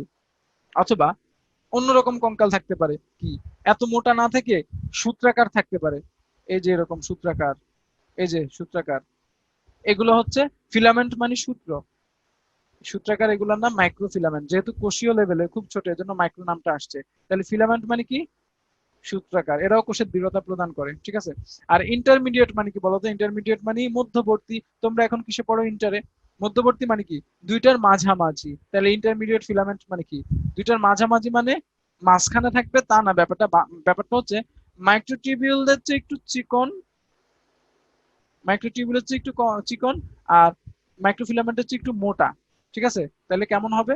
মাইক্রোটিবিউলস হচ্ছে, এটা তো মাইক্রোফিলামেন্টের মতো হয়ে গেল না, তাহলে এটা হচ্ছে একটু মোটা, আবার বেশি মোটাও করা যাবে না। মাইক্রো টিউবুলের দিকে খেয়াল করে, ওটা হচ্ছে একটু কম মোটা দিয়ে দিলে সেটা হয়ে যাবে ইন্টারমিডিয়েট ফিলামেন্ট, মানে মধ্যবর্তী ফিলামেন্ট। দেখো চিত্র এঁকে দিলাম। কোষীয় কঙ্কালের কাজ, কাজ তো আসলে কোষ প্রাচীর গঠন, আসলে এখানে আরো কাজ আছে, ওগুলা দেওয়া হয় নাই, যাই হোক দরকার নাই। এটা আমরা এক নাম্বারটাই পড়বো, সেটা হচ্ছে কি সিলিয়া ফ্লাজেলার বিচলন। বিচলন মানে নাড়াচাড়া, নাড়াচাড়া। দেখো একটা জিনিস, সিলিয়া ফ্লাজেলা শব্দটা পরিচিত লাগছে না? ইয়েস, আমরা মাত্রই পড়ছি ফ্লাজেলা সিলিয়া। তো ফ্লাজেলা সিলিয়ার নাড়াচাড়ায় সাহায্য করে কে? কোষীয় কঙ্কাল বা মাইক্রো টিউবিউল। একটু আগে আমরা কি পড়ছি দেখো তো? সিলিয়া ফ্লাজেলা সৃষ্টি করে কে? সেন্ট্রিওল। এখানে দেখো, তাহলে আমরা মনে রাখবো স স স, সেন্ট্রিওল থেকে সিলিয়া ফ্লাজেলা কি হয়? সৃষ্টি হয়, সৃষ্টি হয়, সৃষ্টি করা দেয়। তো এখন এই যে এই চিত্রটা একটু ভালো করে খেয়াল করো। এই যে ব্যাকটেরিয়ার সিলিয়া ফ্লাজেলা এই যে সৃষ্টি হচ্ছে, সৃষ্টি হয়েছে, এই সৃষ্টিটা কে করছে? সৃষ্টিটা করছে হচ্ছে সেন্ট্রিওল। সৃষ্টি করার পর এদের যে নাড়াচাড়ার কাজ করবে, এই যে আমরা হাত নাড়ে কি দিয়ে? কঙ্কাল হাড্ডি দিয়ে না? তাহলে নাড়াচাড়ার কাজটা কি করবে? কঙ্কাল, অর্থাৎ মাইক্রোটিবিউল। ঠিক আছে, বাস। তাহলে নাড়াচাড়ার কাজটা কে করবে? কঙ্কাল বা, হ্যাঁ, মাইক্রোটিবিউল। তাহলে তৈরি হয় কি দিয়ে? সেন্ট্রিওল দিয়ে। সৃষ্টি হয় সেন্ট্রিওল দিয়ে। নাড়াচাড়ার কাজটা করে কি? কঙ্কাল। কোষীয় কঙ্কালই তো নাড়াচাড়া করে, পা নাড়া হাড্ডি দিয়ে না। সহজ না ব্যাপারটা? এভাবে পড়বা। এখন আসো আমাদের গ্লাইঅক্সিজম আর পারক্সিজম। আচ্ছা, এদের আকৃতি কি বলতো? আমি শুরুতেই বলছিলাম জোম নামে যা থাকবে সবকিছু কি? গোল। রিয়েলি তাই, এদের আকৃতি হচ্ছে গোল। ফাইন, তাহলে আমরা সব পারি। ঠিক আছে, আর বলছিলাম যে কোনো কিছু না জানলে কি বলবা? কোন কোষে অধিক থাকে? লিভার মানে কি? যকৃত কোষ। তাহলে যকৃত কোষে অধিক থাকে। হ্যাঁ, এবার আসো এই পারক্সিজমের ব্যাপারটা কি দেখি। পারক্সিজমের এই পয়েন্টটা আসলে আসল। সেটা হচ্ছে কি? পারক্সিজম মানে এইচ, পারক্সাইডকে ভেঙে পানি অক্সিজেন উৎপন্ন করবে। পারক্সাইড মানে H2O2, এটাকে ভাঙবে, ভাঙলে কি উৎপন্ন হবে? H2O, পানি প্লাস O2, অক্সিজেন উৎপন্ন হবে। ঠিক আছে, তাহলে পারক্সাইড ভেঙে পানি এবং অক্সিজেন উৎপন্ন হলো। ঠিক আছে,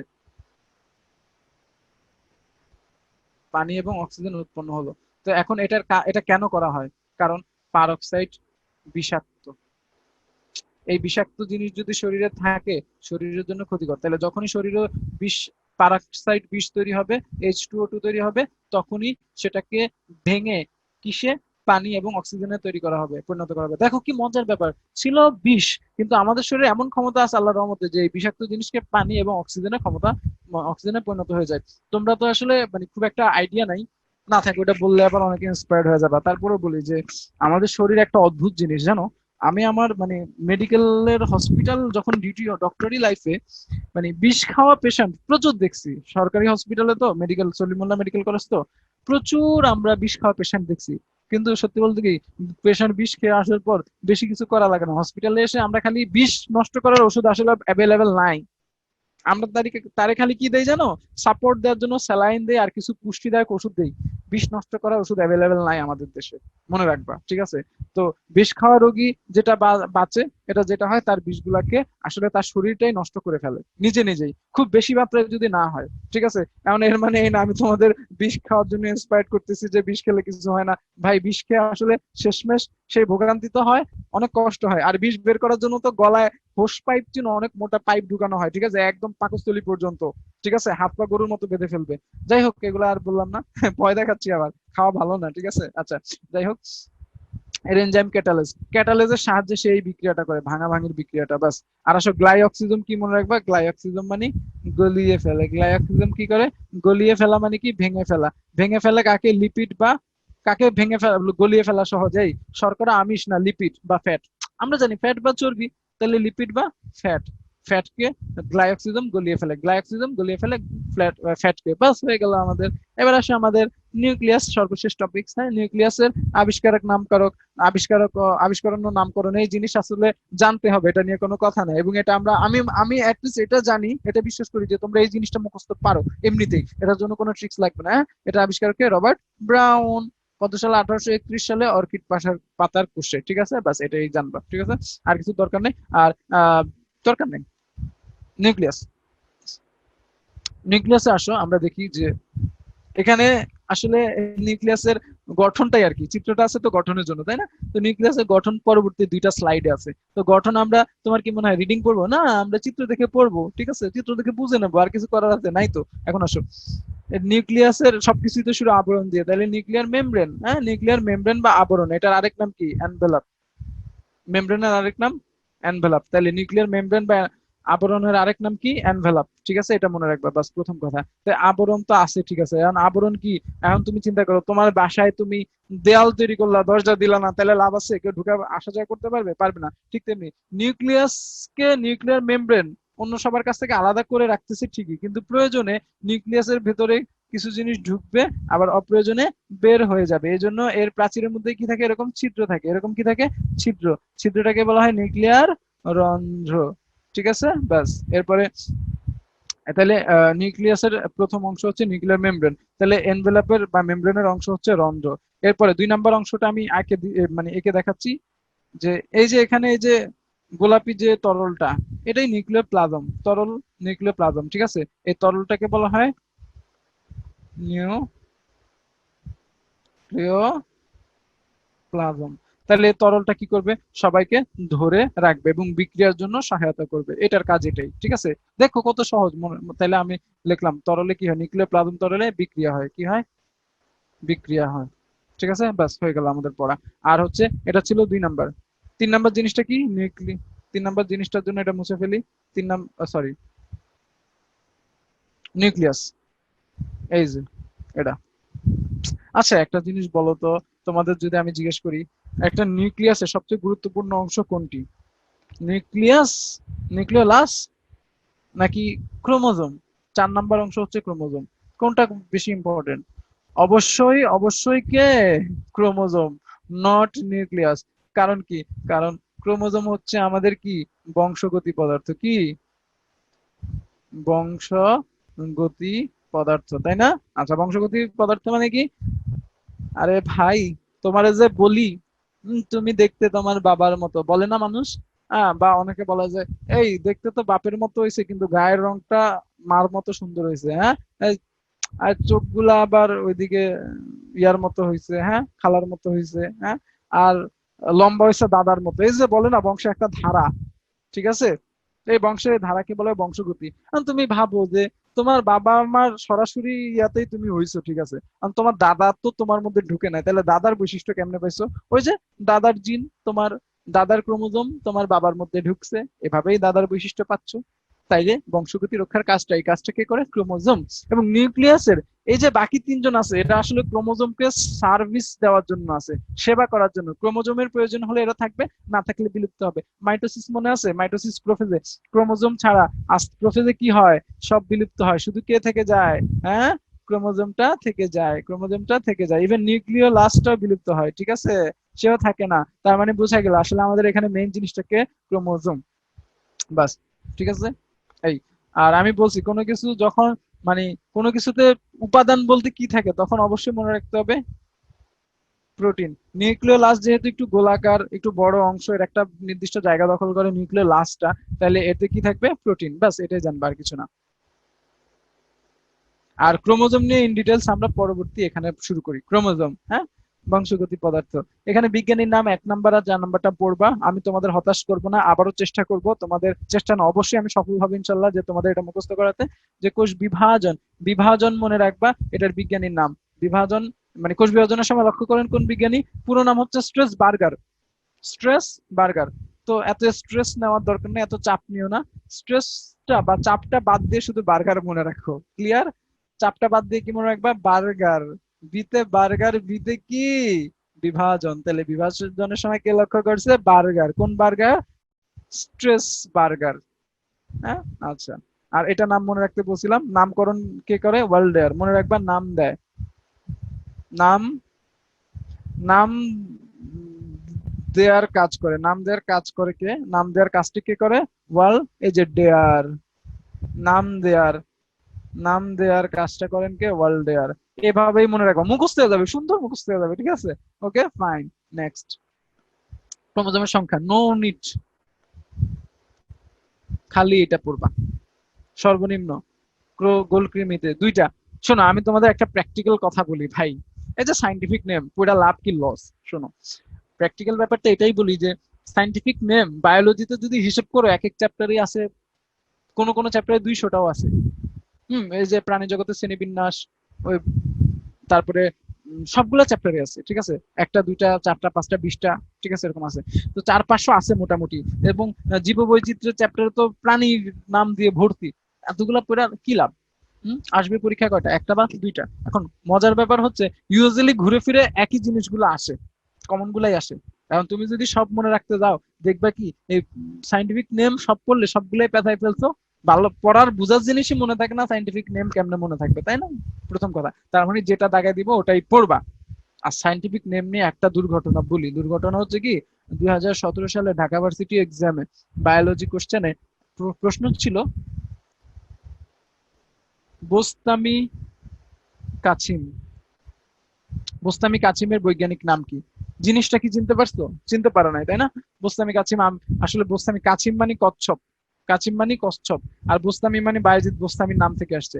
তো এখন ব্যাপার কি জানো, তোমরা চাইলে চেক করতে পারো তোমাদের বোর্ডের বায়োলজির তো বই, আজমলের বই আছে, হাসানের বই আছে, আলিমের বই আছে, নাসিম বানু, কত বই আছে, তাই না? একটা বইও ওই বোস্তামি কাছিমের নাম দেওয়া নাই। সেটা আসছে কি ঢাকা ভার্সিটি অ্যাডমিশনে, গতবারের আগের বার। বুঝতে পারছো কি অবস্থা? মানে কি বইয়ের বাইরে থেকে আসছে, এটা কেমনে আসছে জানি না, কেমনে আসছে, দিয়ে দিছে। বুঝতে পারছো? তো মানে সাইন্টিফিক নেম জিনিসটা এতটাই আনপ্রেডিক্টেবল, তুমি বইয়ের যদি 5,000 নামও পড়ো, লাখ খারাপ থাকলে আসবেই না, আর লাখ ভালো থাকলে চলে আসবে। কমন গুলাই ইউজুয়ালি আসে, সো আমরা কমন গুলা, হ্যাঁ, এক্সেপ্ট যেগুলো করা যায় সেগুলো পড়বো, এক্সেপশনাল গুলো পড়বো না, ঠিক আছে। যাই হোক, এখন বোস্তামি কাছিমের নাম যেহেতু নিলাম, নামটা একটু লিখে দিই। অ্যাসপাইরিডেন্স নিগ্রিক্যান্স, ঠিক আছে। এটা আমি অবশ্য সবই জানি আল্লাহর রহমতে। যাই হোক, এখন আসো। তো এই বোস্তামি কাসিমের সাইন্টিফিক নেমটা মনে রাখবা, এই যেগুলা, ঠিক আছে। এটা আমি লিখে দিলাম আর কি তোমাদের সৌজন্যে, যেহেতু বিগত বছরের প্রশ্ন থেকে রিপিট হয়, এজন্য আমি এটা লিখে দিলাম। হ্যাঁ, তোমাদের নিউ এডিশন, বইয়ের বাইরে দাগানোর বাইরে নতুন কিছু দিয়ে দিলাম। দেখো একটা মজার জিনিস, আবারও বলতেছি, তোমাদের বইয়ে নাই। আমি তোমাদের প্রমিস করছিলাম যে বইয়ে নাই এইরকম জিনিসও তোমাদের শেখাবো, যেন তোমরা কোনোদিন অসহায় ফিল না করো পরীক্ষার হলে, ঠিক আছে। তো অ্যাসপাইরেন্টস নিগ্রিক্যান্স ঢাকা ভার্সিটি পরীক্ষা আসার পরে আমি দেখছি বেশ কিছু কলেজ এক্সামেও কিন্তু পরবর্তীতে দিছিল। এটা একটা ট্রেডিশন হয়ে গেছে, হয়তো পরবর্তী এডিশনের বইয়েও এটার নাম চলে আসবে, ঠিক আছে।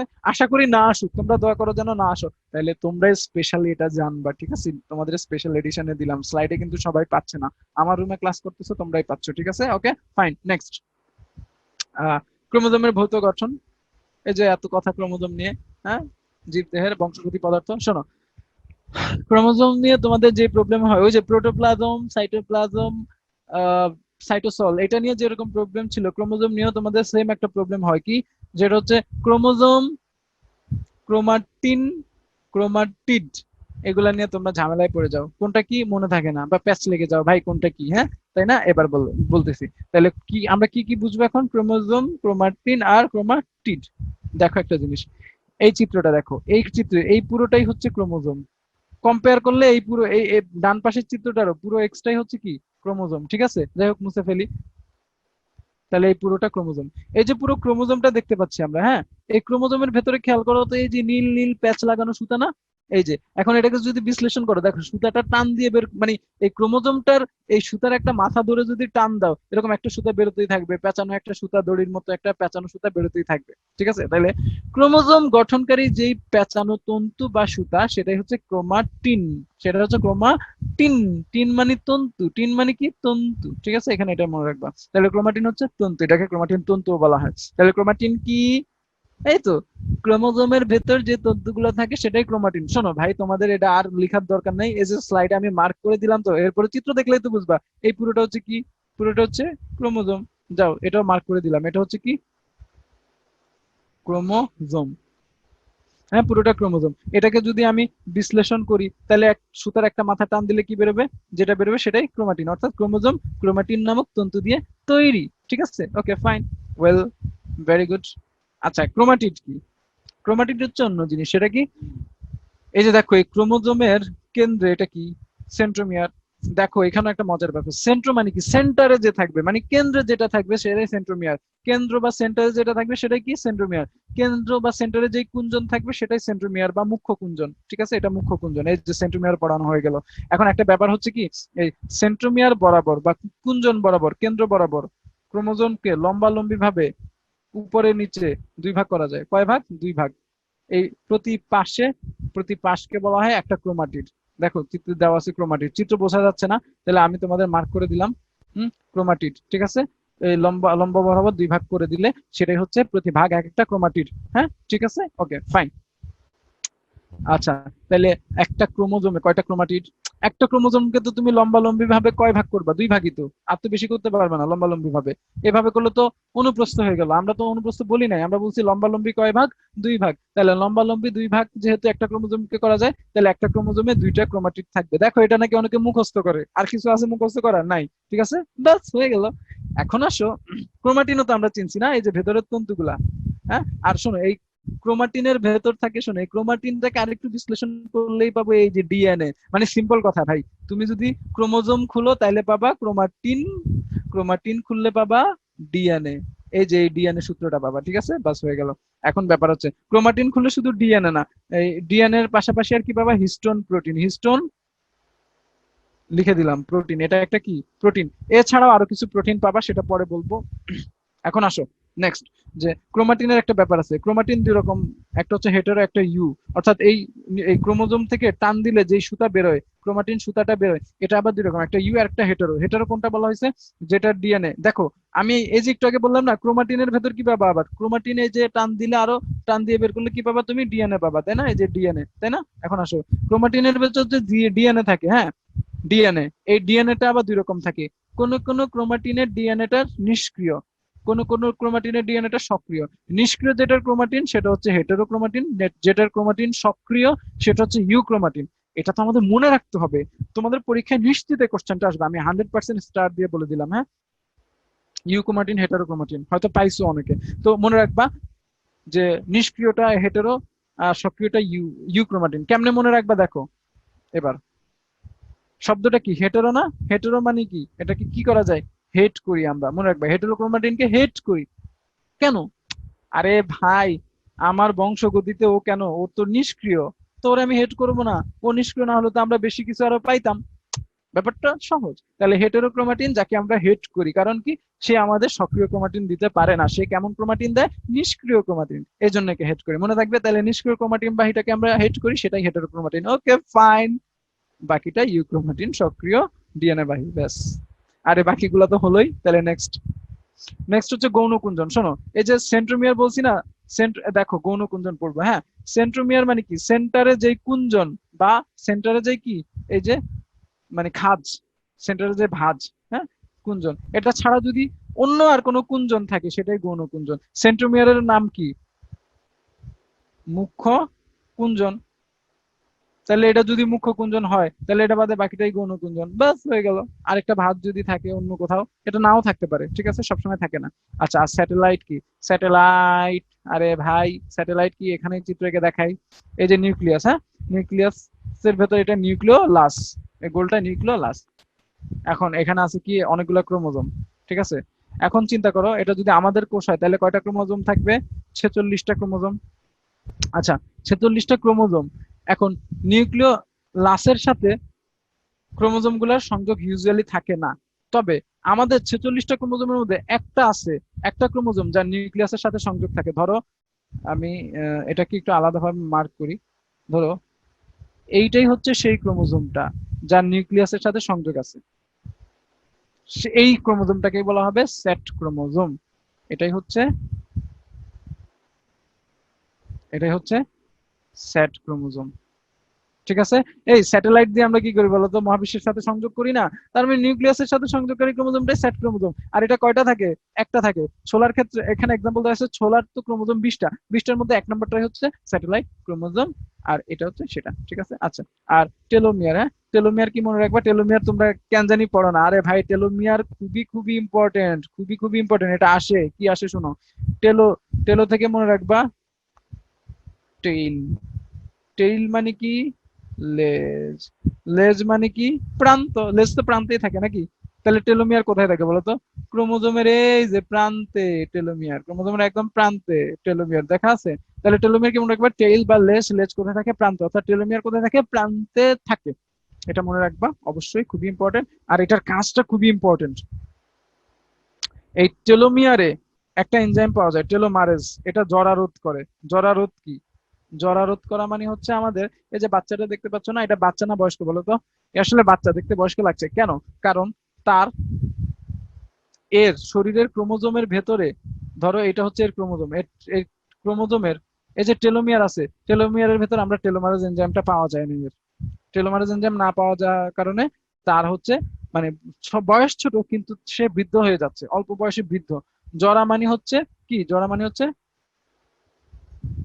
বৃদ্ধ। বুঝতে পারছো? এই চিত্রটা দেখে মনে রাখবা।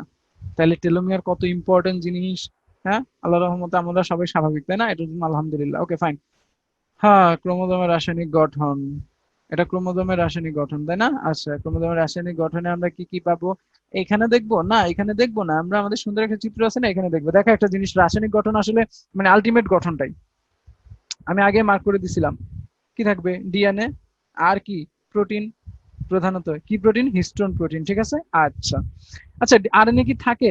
না, আরএনএ ইউজুয়ালি থাকে না, তবে কিছু কিছু সময় ক্রোমোজোমের ভেতর আরএনএ ঢুকে যাইতে পারে, খুব কম, 0.2% কেসে। 0.2%। 0.2 মানে কি? এক ভাগও না, শতকরা এক ভাগও না, তাও বললাম আর কি। তাহলে ইউজুয়ালি ক্রোমোজোমে ডিএনএ থাকে, তবে 0.2% লিখার দরকার নেই, এটা আছে। 0.2% স্লাইডে আছে, একটু পরে বলতেছি, দেখাচ্ছি। তাহলে 0.2% কেসে ক্রোমোজোমের মধ্যে কি ঢুকে যাইতে পারে? আরএনএ, ঠিক আছে। আচ্ছা, আর প্রোটিন হিসেবে কোনটা থাকে? হিস্টোন। প্রোটিন হিসেবে কি থাকে? হিস্টোন। এছাড়াও অন্যান্য কিছু প্রোটিন থাকে যারা হিস্টোন নয়, তাহলে তাদেরকে কি বলবো? নন হিস্টোন প্রোটিন। তাহলে প্রোটিন কি থাকে? হিস্টোন, নন হিস্টোন প্রোটিন। এছাড়া আর কি কিছু আয়ন থাকতে পারে। আরে আয়ন মানে কি? লবণ। এই মনে করো ক্যালসিয়াম আছে, হুম, সোডিয়াম আছে। লবণ তো আমাদের দেহের সব জায়গায় আছে, তাই না? সোডিয়াম ক্লোরাইড আছে, তাই না? এই আয়ন গুলা থাকে। তাহলে আমরা ক্রোমোজোমের গঠনে কি কি পাবো একটু দেখি। দেখো, রাসায়নিক গঠন এই যে মাত্র বললাম, ক্রোমোজোমের রাসায়নিক গঠনে ডিএনএ, আরএনএ। ডিএনএ মানে কি? Deoxy ribo nucleic acid. RNA মানে কি? Ribo nucleic acid. অর্থাৎ দুইটাকে সিম্পলি আমরা কি বলবো? Nucleic acid. তাহলে ক্রোমোজোমের রাসায়নিক গঠনে আমরা কি পাবো? Nucleic acid. সেটা কি কি হতে পারে? DNA, RNA. তবে আসলে ডিএনএ থাকে কত পার্সেন্ট থাকে এটাও দেখাচ্ছি পরে স্লাইডে। দেখো, ডিএনএ হচ্ছে শতকরা 45 ভাগ, প্রোটিন কত? 55। আর আরএনএ কত পার্সেন্ট? মাত্র 0.15 ভাগ। মানে বুঝছোই তো, 0.2 তো 1.4 ভাগ, কিছুই না। আচ্ছা, তাহলে আরএনএ থাকে খুব কম। আচ্ছা, ডিএনএ থাকে, ডিএনএটা মনে রাখবো আমরা 45%। আর প্রোটিন কত ছিল? প্রোটিন হচ্ছে 55%। হ্যাঁ, এর মধ্যে প্রধান কোনটা? হিস্টোন। আর হিস্টোন ছাড়া বাকিগুলাকে, হিস্টোন ছাড়া মানে কি নন হিস্টোন, ঠিক আছে, সেগুলো 500 ধরনের বলা আছে, কিন্তু এগুলা বেশি থাকে না, আসলে বেশি হিস্টোনই থাকে, ঠিক আছে। আচ্ছা, আর হিস্টোনটা আবার 4 রকম। হিস্টোন মানে কি এইচ না, এইচ 1 2 3 4, এর চেয়ে সহজ প্রকার ভেদ বোধহয় আর নাই। হিস্টোন এইচ দিয়ে প্রকাশ করা হয় না, হিস্টোন মানে কি এইচ, এইচ দিয়ে তো হিস্টোন, তাহলে এটা 4 প্রকার, এইচ 1 2 3 4, ঠিক আছে। আর এখানে আয়ন তো বলছিলাম এগুলা থাকবে। আর এনজাইম থাকতে পারে, এনজাইম আসলে সব জায়গায় আছে। এখন ডিএনএ এর জন্য, ডিএনএ তৈরির জন্য কোন এনজাইম, ডিএনএ পলিমারেজ, আরএনএ তৈরির জন্য আরএনএ পলিমারেজ এনজাইম, ব্যাস। আর এটা তো বলছি এই ছকটা, এই পার্সেন্টেজ গুলো একটু দেখে নিবা, অবশ্যই 2 আর 3 নাম্বার পয়েন্টটা দেখে নিবা, আর দরকার নাই। নেক্সট, ক্রোমোজোমের প্রকারভেদ। এই যে সেন্ট্রোমিয়ার, মনে আছে তো, এই যে বলছিলাম মুখ্য কুঞ্চন, হ্যাঁ সেন্ট্রোমিয়ার, সেন্ট্রোমিয়ার কোথায় থাকার কথা, কেন্দ্রে, তাই না? এখন দেখো সেন্ট্রোমিয়ার, সেন্ট্রোমিয়ার যদি কেন্দ্রে থাকে তাহলে তাহলে দেখো কেন্দ্রে থাকা মানে কি, দুই বাহুর সমান, তখন আকৃতি কি হয়ে যাবে, ভি আকৃতির। আর সেন্ট্রোমিয়ার তখন মধ্যে, মানে মধ্য কেন্দ্রিক, ঠিক আছে, ব্যাস। আর সেন্ট্রোমিয়ারটা যদি মধ্য থেকে একটু সরে যায়, তাহলে একটা বাহু একটু বেশি লম্বা, একটা বাহু একটু খাটো হয়ে যাবে, তাহলে তখন আকৃতি কি হয়ে যাবে, এল। একটা বাহু লম্বা, একটা বাহু একটু খাটো, এল আকৃতির, সেটা হচ্ছে কি মধ্য থেকে সরে উপমধ্য, ঠিক আছে। আর আরো যদি প্রান্তে সরে যায়, তখন একটা বাহু অনেক বড়, একটা বাহু অনেক ছোট, তখন আকৃতিটা কি হয়ে যাবে, যে আকৃতির। ক্লিয়ার না? তাহলে এটা হচ্ছে উপপ্রান্ত, ঠিক আছে। আচ্ছা, আর ফাইনালি যদি একদম প্রান্তে চলে আসে, তখন কি আকৃতির হয়ে যাবে, আই, তখন হচ্ছে প্রান্ত কেন্দ্রিক। আমি জানি তোমরা জানো, তারপরে এমনি বললাম। আর সেন্ট্রোমিয়ারের সংখ্যা অনুসারে, আচ্ছা এতক্ষণ দেখলাম না প্রত্যেকটা কোষে সেন্ট্রোমিয়ার কয়টা করে আছে, আসলে একটা করে, সাধারণত একটাই থাকে, দেখো লিখাই আছে। মনো মানে কি, একটা সেন্ট্রিক, মানে একটা সেন্ট্রোমিয়ার থাকে প্রতি কোষে, নর্মালি এটা অধিকাংশ উদ্ভিদে একটাই থাকে। কিন্তু কিছু কিছু, যেমন গমে, গমের ক্ষেত্রে এই সেন্ট্রোমিয়ার একটা দুইটা এরকম থাকে। চিত্র এঁকে দিলাম, যাও। তাহলে গমের সেন্ট্রোমিয়ার কয়টা, দুইটা, তাহলে এটা কয় সেন্ট্রিক, ডাইসেন্ট্রিক। পলি, পলি মানে কি একের অধিক, এটা কোথায় থাকে, কলা, কলায়। পলিসেন্ট্রিক, যেমন এই chromosome, centromere centromere centromere centromere, অনেকগুলা কলায়, ঠিক আছে, ব্যাস। আর ডিফিউজ, আসলে ফিউজ শব্দটা মনে রাখো, ফিউজ মানে কি, আরে বাল্ব যদি এখন ফিউজ হয়ে যায়, তুমি কি ঠিকঠাক দেখবা, দেখবা না, তাহলে ফিউজ মানে সুস্পষ্ট নয়, ঠিক আছে, ফিউজ মানে সুস্পষ্ট থাকে না। কেমন ব্যাপারটা, এই যে ক্রোমোজোম মাঝখানে যে সেন্ট্রোমিয়ার আছে কি না এটা বোঝা যাচ্ছে না, দেখছো, আমিও বুঝতে দিলাম না। এই, আর অ্যাসেন্ট্রিক, এ মানে কি না, সেন্টিমিটার থাকেই না, যেমন এইটা, এটার কোনো সেন্টিমিটার নাই, হয়ে গেল, ঠিক আছে। নেক্সট, ক্রোমোজোমের কাজ ভাই, এটা আসলে মুখস্থ করার কিছু নাই। ক্রোমোজোম বংশগতির ধারক বাহক ডিএনএ ছাঁচ, এটা ইম্পর্টেন্ট, এটা অনেক সহজ। জীবনের ব্লু প্রিন্ট, এটা মনে রাখো। ব্লু প্রিন্ট কি, এটা নিয়ে একটু ডিসকাস করি, নাহলে এটা অনেকে জিজ্ঞেস করবা, শোনো। ব্লু প্রিন্ট মানে, যেমন ধরো এই যে আমার কাছে স্লাইডটা আছে, তোমরা তো রাতে পাবা, তাহলে মাস্টার স্লাইড কয়টা, একটা। এখন আমি যদি মেইল একটা ওয়েবসাইটে আপলোড দেই, সেটা থেকে অনেকে, তোমরা যদি এখানে এখন ক্লাস করতেছো প্রায় 500 মতো, হ্যাঁ, তো 500 জন সবাই একটা কপি থেকে 500টা কপি পেয়ে যাবা, তাহলে মূল কপি তো এটা, এটাই হচ্ছে ব্লু প্রিন্ট, বাকিগুলো হচ্ছে কপি, ঠিক আছে। তেমনি তোমার ক্রোমোজোম যদি আমি নিতে পারি, বা আমার ক্রোমোজোম যদি নিতে পারো, তোমার যদি এরকম ল্যাব থাকে, আমার একটা ক্রোমোজোম থেকেই, একটা ক্রোমোজোম থেকে থেকেই তুমি হচ্ছে আরেকটা পুরোপুরি আদনান তৈরি করতে পারবা, ঠিক আছে, আরেকটা আদনান তৈরি করে ফেললা। ঠিক আছে, তাহলে আমার ক্রোমোজোম যদি তোমার কাছে থাকে, আরেকটা আদনান তৈরি করে ফেললা, তাহলে বলতে পারো হ্যাঁ, তাহলে এটা আমরা কেন দেখছি না, কেন ব্লু প্রিন্ট করা দেখছি না, হ্যাঁ একটা কপি থেকে অনেকগুলা কপি, আমার একটা ক্রোমোজোম থেকে 10টা আদনান তৈরি করা যাইতে পারে, তবে এটা নিষিদ্ধ, কারণ এখানে ব্যাপারটা হচ্ছে কি, যে এখানে একটা সিকিউরিটির ব্যাপার আছে ইন্টারন্যাশনাল। আর ব্লুপ্রিন্ট করার তোমার কি মনে হয় বাংলাদেশে যেখানে করোনা টেস্ট অ্যাভেলেবেল না, হ্যাঁ, এটা, আর ব্লুপ্রিন্ট করা একটা কোষ ক্রোমোজোম থেকে একটা মানুষ বা প্রাণী তৈরি করা এত সহজ না, এই ল্যাব বাংলাদেশে নাই, ঠিক আছে। এটা ওয়েস্টার্ন কিছু ইউরোপিয়ান কিছু কান্ট্রিতে আছে, এবং ওয়েস্টার্ন কান্ট্রি তো বাংলাদেশের যেরকম ল্যাব পাইছে তো ভুয়া করোনা সার্টিফিকেট দিছে, ওয়েস্টার্ন কান্ট্রি গুলা কি এই ব্লুপ্রিন্টের টেকনোলজি পায়া ইচ্ছা মতো ব্লুপ্রিন্ট করছে, করেই নাই, এটা করেই নাই। কেন এটা নিষিদ্ধ, কেন তুমি চিন্তা করো, যে শেখ ব্লুপ্রিন্ট যদি করা যেত, এখন চিন্তা করো তারেক জিয়ার অনেক টাকা, তাই না, তো তারেক জিয়া আছে লন্ডনে, সেই ইউরোপের কয়েকটা কান্ট্রিরে বললো দেখো, আমি তোমাদের আমার 1000 কোটি টাকা দেবো, তোমরা হচ্ছে শেখ হাসিনার একটা দুইটা ব্লুপ্রিন্ট আমাকে দাও, আমি ওর ব্লুপ্রিন্ট বের করে, সরি, হ্যাঁ যাই হোক, তো ব্যাপার হচ্ছে যে ওর একটা ব্লুপ্রিন্ট থেকে আমি ওর ক্রোমোজোম এনে দিচ্ছি, তো ক্রোমোজোম থেকে আমরা হচ্ছে একটা কি করব, তুমি আমাদেরকে তোমরা আমাকে আরেকটা শেখ হাসিনা বানাই দাও, তারেক জিয়া এরকম টাকা খরচ করে আরেকটা শেখ হাসিনা বানায় নিল, এরপর তার ওই নকল শেখ হাসিনাকে দিয়ে অশ্লীল ভিডিও বানায় ছেড়ে দিল, হ্যাঁ, বা ওটা দিয়ে একটা মার্ডার করাইলো ভিডিও ছেড়ে দিল, তাহলে কি থাকবে ক্ষমতা? এটা শুধু শেখ হাসিনার বিরুদ্ধে না, এটা যে কোনো রাষ্ট্রপ্রধান বা যে কোনো কিছুর বিরুদ্ধে হতে পারে, এই জন্য এটা নিষিদ্ধ এই টেকনোলজি। কিন্তু তোমরা তো বুঝছো তাই না, ব্যাস এটাই। আচ্ছা, ঠিক আছে, ওকে, ওয়েলকাম ব্লুপ্রিন্ট। আচ্ছা, রাতে পেয়ে যাবে ইনশাল্লাহ, লেগে থাকো সৎভাবে, স্বপ্ন যে তোমাদেরই হবে ইনশাল্লাহ, লেগে থাকো। আর ঠিক আছে ভাইয়ারা,